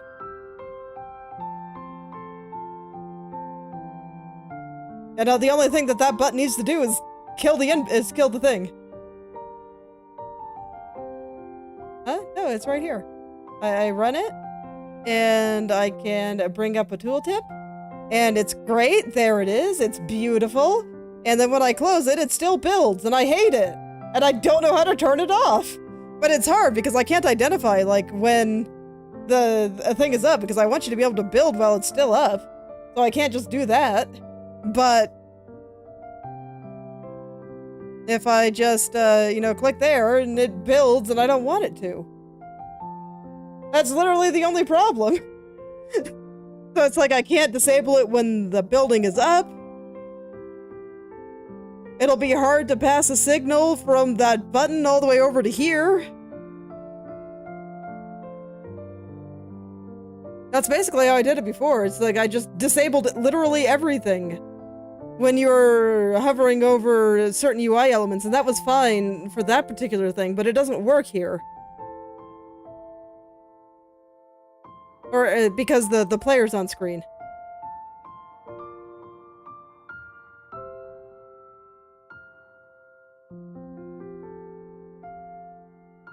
Yeah. The way I did it over on my blueprint menu, it's really absurd, because basically all I could do, oh, I saw the game up, is I basically said, when you hover over this, just turn off everything. Stop. And that was fine. But I don't really want that to happen here. I guess I do it on the grid specifically, so I think the player might still be able to move. So I guess I could do that. It's weird. But I guess I could just do it like that. Sure. Let's try it. Let's see, where is that script? Type tooltip. Yeah. So let's go hook it up. I think, yeah, I only disabled the grid, and so that wouldn't disable the player, so that might be okay. Because when you want to build anything else, you'd have to move your mouse around anyway. Okay. Yeah, that might actually work. So let's see. On the button. Mouse entered.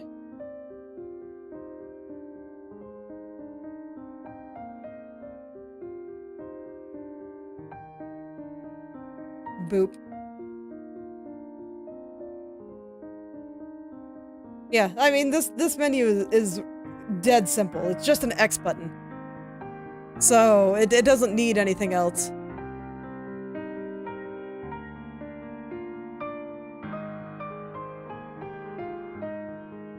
It just, there's a lot of stuff happening with the buildings. Yes, exactly. You can see, that's what I'm doing now. Just getting the code for it.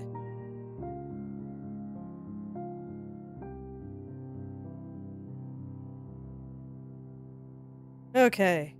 So there we go.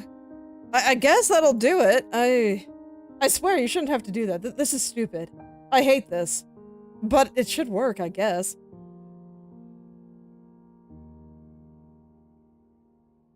Oh, it didn't actually. Crazy.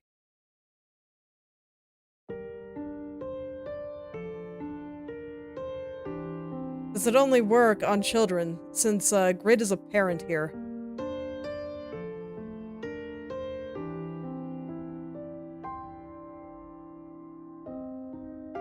Okay.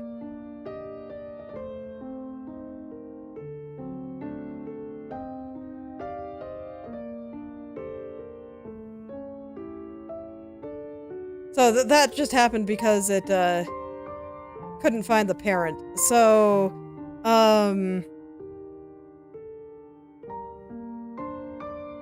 this will always be the parent of Grid because that's where I put it, so...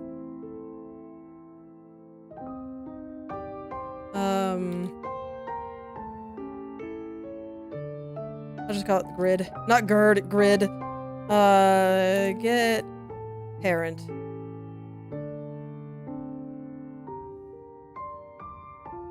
So that should work.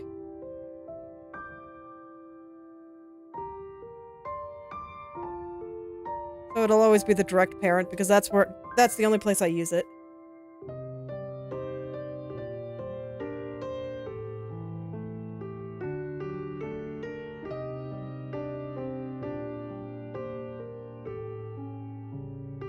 Okay, but this is part of Grid, so I can't do that. I guess I could make it not part of Grid.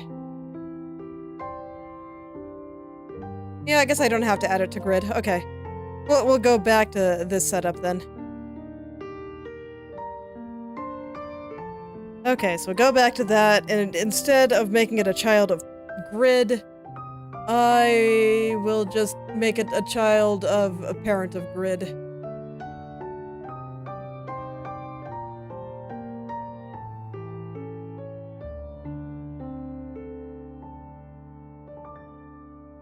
Yeah, but that's fine. That's the behavior I want.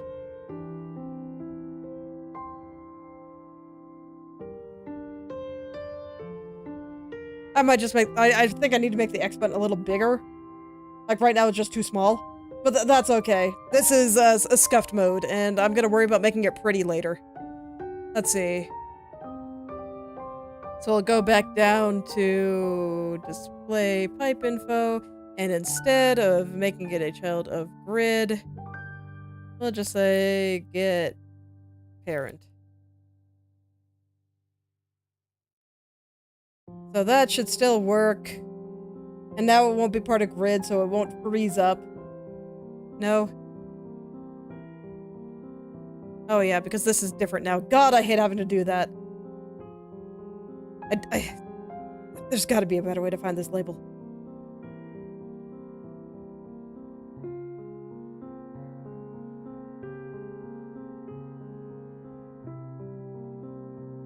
Okay.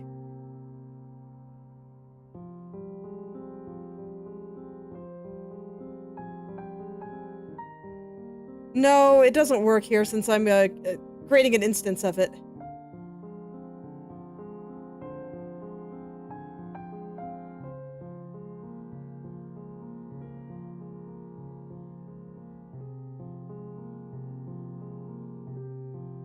Yeah, that doesn't work here, unfortunately. So, let's see what we got. So now it's up at the parent.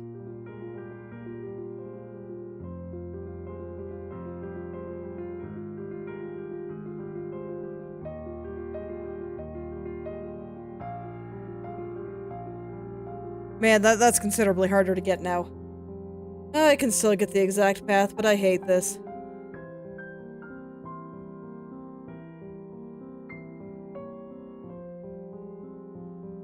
There's gotta be a better way to do it.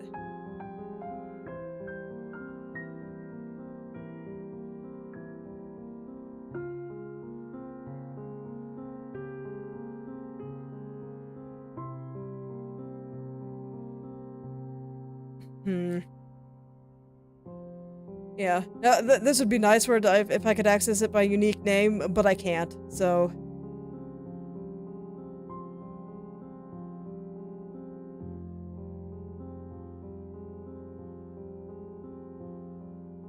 I guess all I can do is...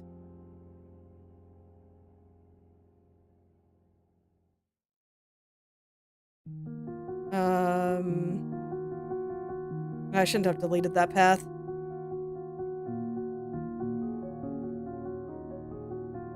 Okay.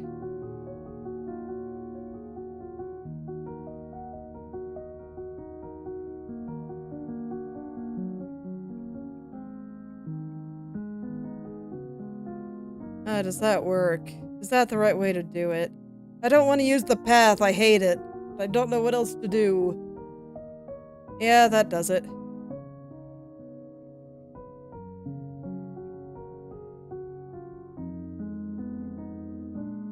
What? Oh, because it didn't disable it properly. Pain.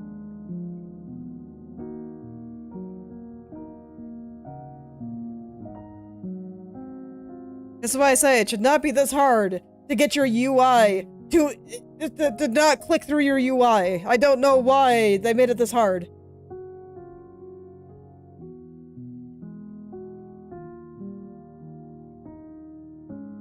Why do I have it still does it, man.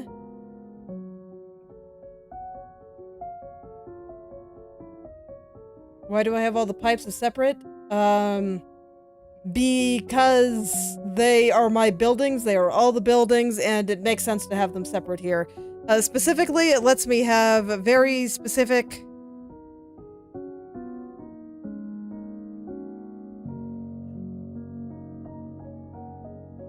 Okay.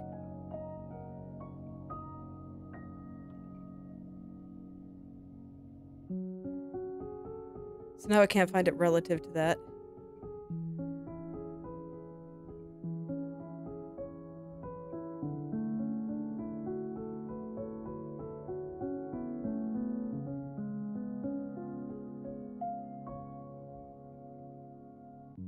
Okay, well, I'll explain why all the pipes have separate types. But mostly it's so that I can have some easy information to get on them. So you can see here, I can very easily see this, just some constants that are useful, and a couple of static functions that are useful for what I need to do. And what these will give is different based on the type of pipe, and it just makes it easier to keep it all organized, and then I don't have to worry about these numbers. It's much easier. It just makes sense for what I want them to do. I want them to have some constants and a couple of functions based on their positioning so I can get some values from them. And so it just makes sense to have that information there for each pipe as I want it.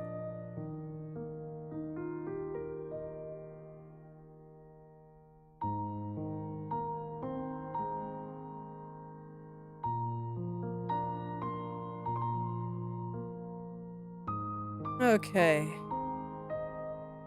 So I could do it like that. So it can't find the grid. Okay, that's fine. We'll just make this ridiculously cursed, but I think it'll be okay.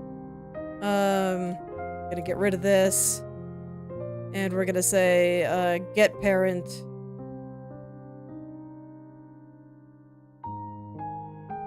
And, get... If we're gonna be this cursed, you might as well go all out. Because I know that there will be a grid if you're having a tooltip like this. This is really dangerous. I'm honestly kinda concerned. I'm afraid it's gonna break something later. I really am. But we'll see how it works out, and there we go. Okay. So at the very least, it's working now.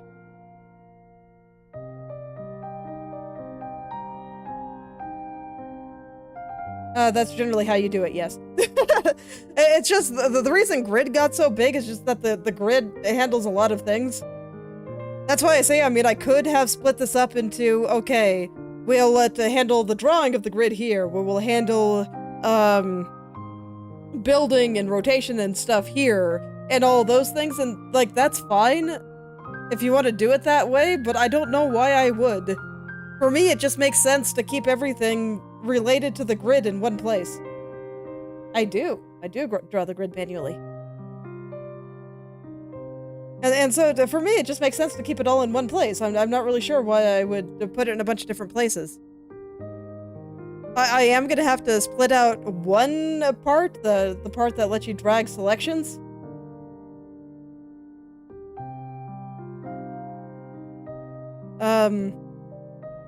I may or may not draw it manually forever.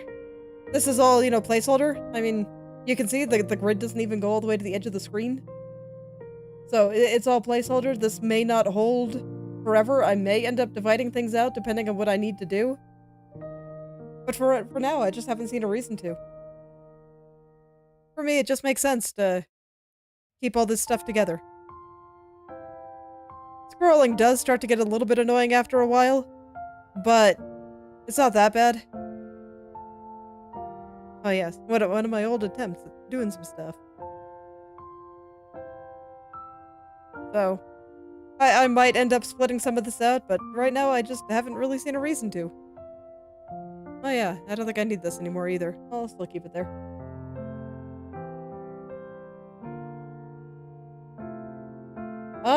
You keep assuming a lot of the functionality of my game when you don't understand how it works. And so a lot of your advice is just like, well, yes, that is exactly what I'm doing. It's just on by default right now because that's what I'm testing. But, like, yeah, I turn it off when you're exploring.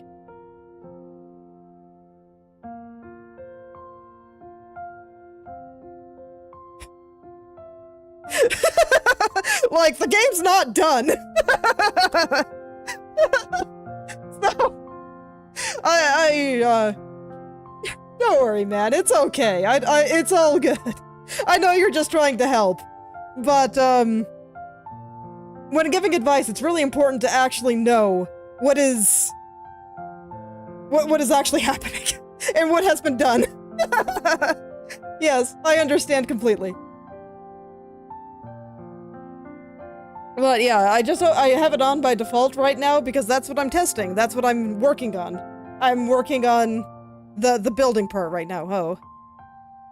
Okay, I'm gonna have to do something about that, but that's okay. That's right, because I changed where I check. If, well, you know what? I can fix that now. I'll just go ahead and do that real quick, and then I think it's time to wrap up. So, let's see.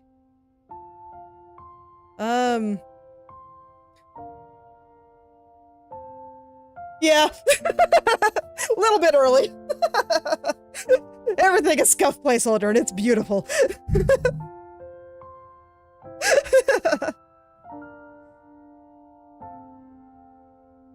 Let's see here. I need to find it. See, this is where it might be time to split some of this into functions, just so I can find things a little bit more easily. Let's see. Yeah, I'm gonna have to do it here too. So where is the thing? I just want to copy and paste the code that I have. Here it is. This guy.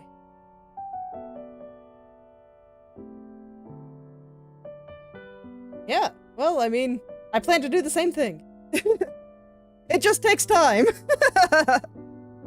Or though, oh no, you say you're doing piece by piece? Yeah, right now I'm focused entirely on functionality. I don't want to do graphics early, because if I change the functionality, then I'd have to change all the graphics, and that'd be really sad.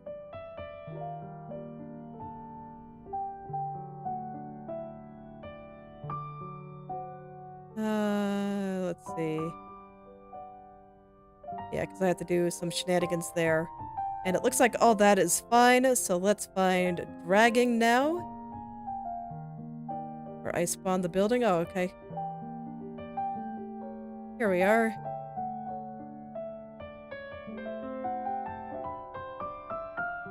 I do look forward to doing the graphics, though. I am so excited for that. Okay, let me make sure that condition is now everywhere. Okay, so that's right. This one does not have it. Oh no. It does. It's just here. Okay, so no, we're good there. Understandable, it's hard work. But I am very excited to do the art. It is just not yet time. Oh, congrats. Hopefully you'll be able to make some cool stuff. Okay, so this is where we spawn building here. So I gotta make sure that this is correct. I'm gonna go through it one more time after this, just to make sure I didn't do something stupid.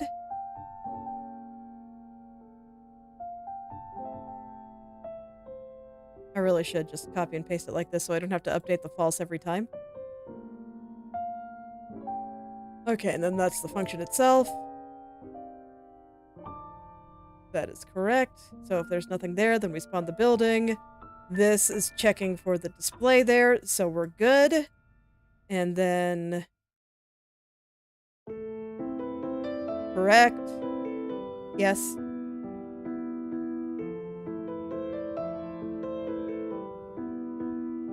Wait. No, this is wrong. I shouldn't do cursor snap here. This has to be... pipe.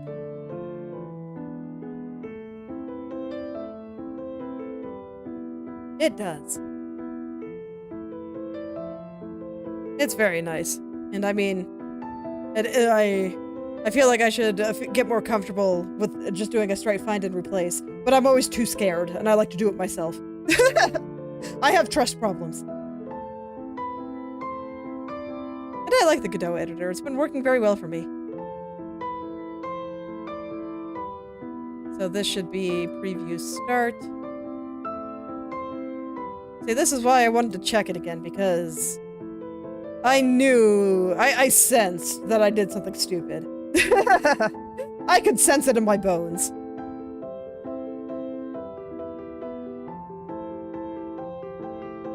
And I did, but fortunately, I caught it, so we're gonna be okay.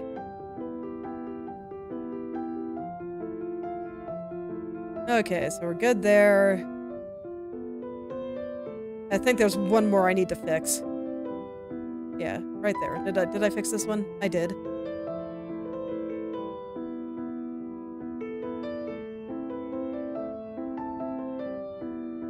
So now we update this. Use pipe instead. It's got to be the same thing as I'm trying to spawn. Very important.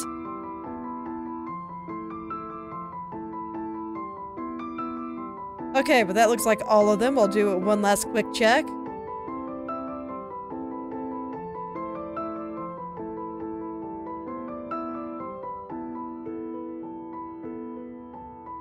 Okay, there we go. I think we're good. So I think I'll stop there for today. I am pooped. There's lots of things to think about. Coding streams are hard. But nonetheless, I'm very happy that I've almost got the math right. And someday I will learn the UI elements. I'm actually kind of interested for when I will finally do the UI for the, or not the UI, but the menus and stuff for the game. That'll be interesting. I've got a few things, like, the player can run, and I have it so that when we gotta jump here, and you can move and jump, and we got some screen transitions that work and stuff like that. So it's getting there. Grid's still just on by default because, you know, I can't be bothered to turn it off. I guess if it's off, I should make sure it's off when you screen transition. But yeah, there's no attack yet. There's no HP yet. No enemies yet. We're not very far along. Been focusing on the factory first, and then I'll add those things later. Once the factory part is good, then we'll really start digging into the other stuff. But I'd say the factory still has a lot of work to do. I haven't implemented all of the things yet. As you can see, there's still some problems with screen transitions, and there's just lots of problems in general. We're still pretty early. I think I've been working on this for like 2 months. And I think menus will be interesting, and I'll be sure to learn all about Godot's menu stuff, because they look so cool. And I've been a little frustrated with them lately, but I think that they're going to let me do a lot of really great stuff. So I look forward to actually learning how they work. When you don't know how things work, it's always a little frustrating. It's just how it is, because I don't know what I'm doing. But yeah, I'll go ahead and stop there. So thank you all for coming, and I hope you're able to make something wonderful today. But tomorrow's gonna be more Atelier Ryza. Gonna do more crafting mechanics and see if I can steal any good ideas from it. I hope to see you there.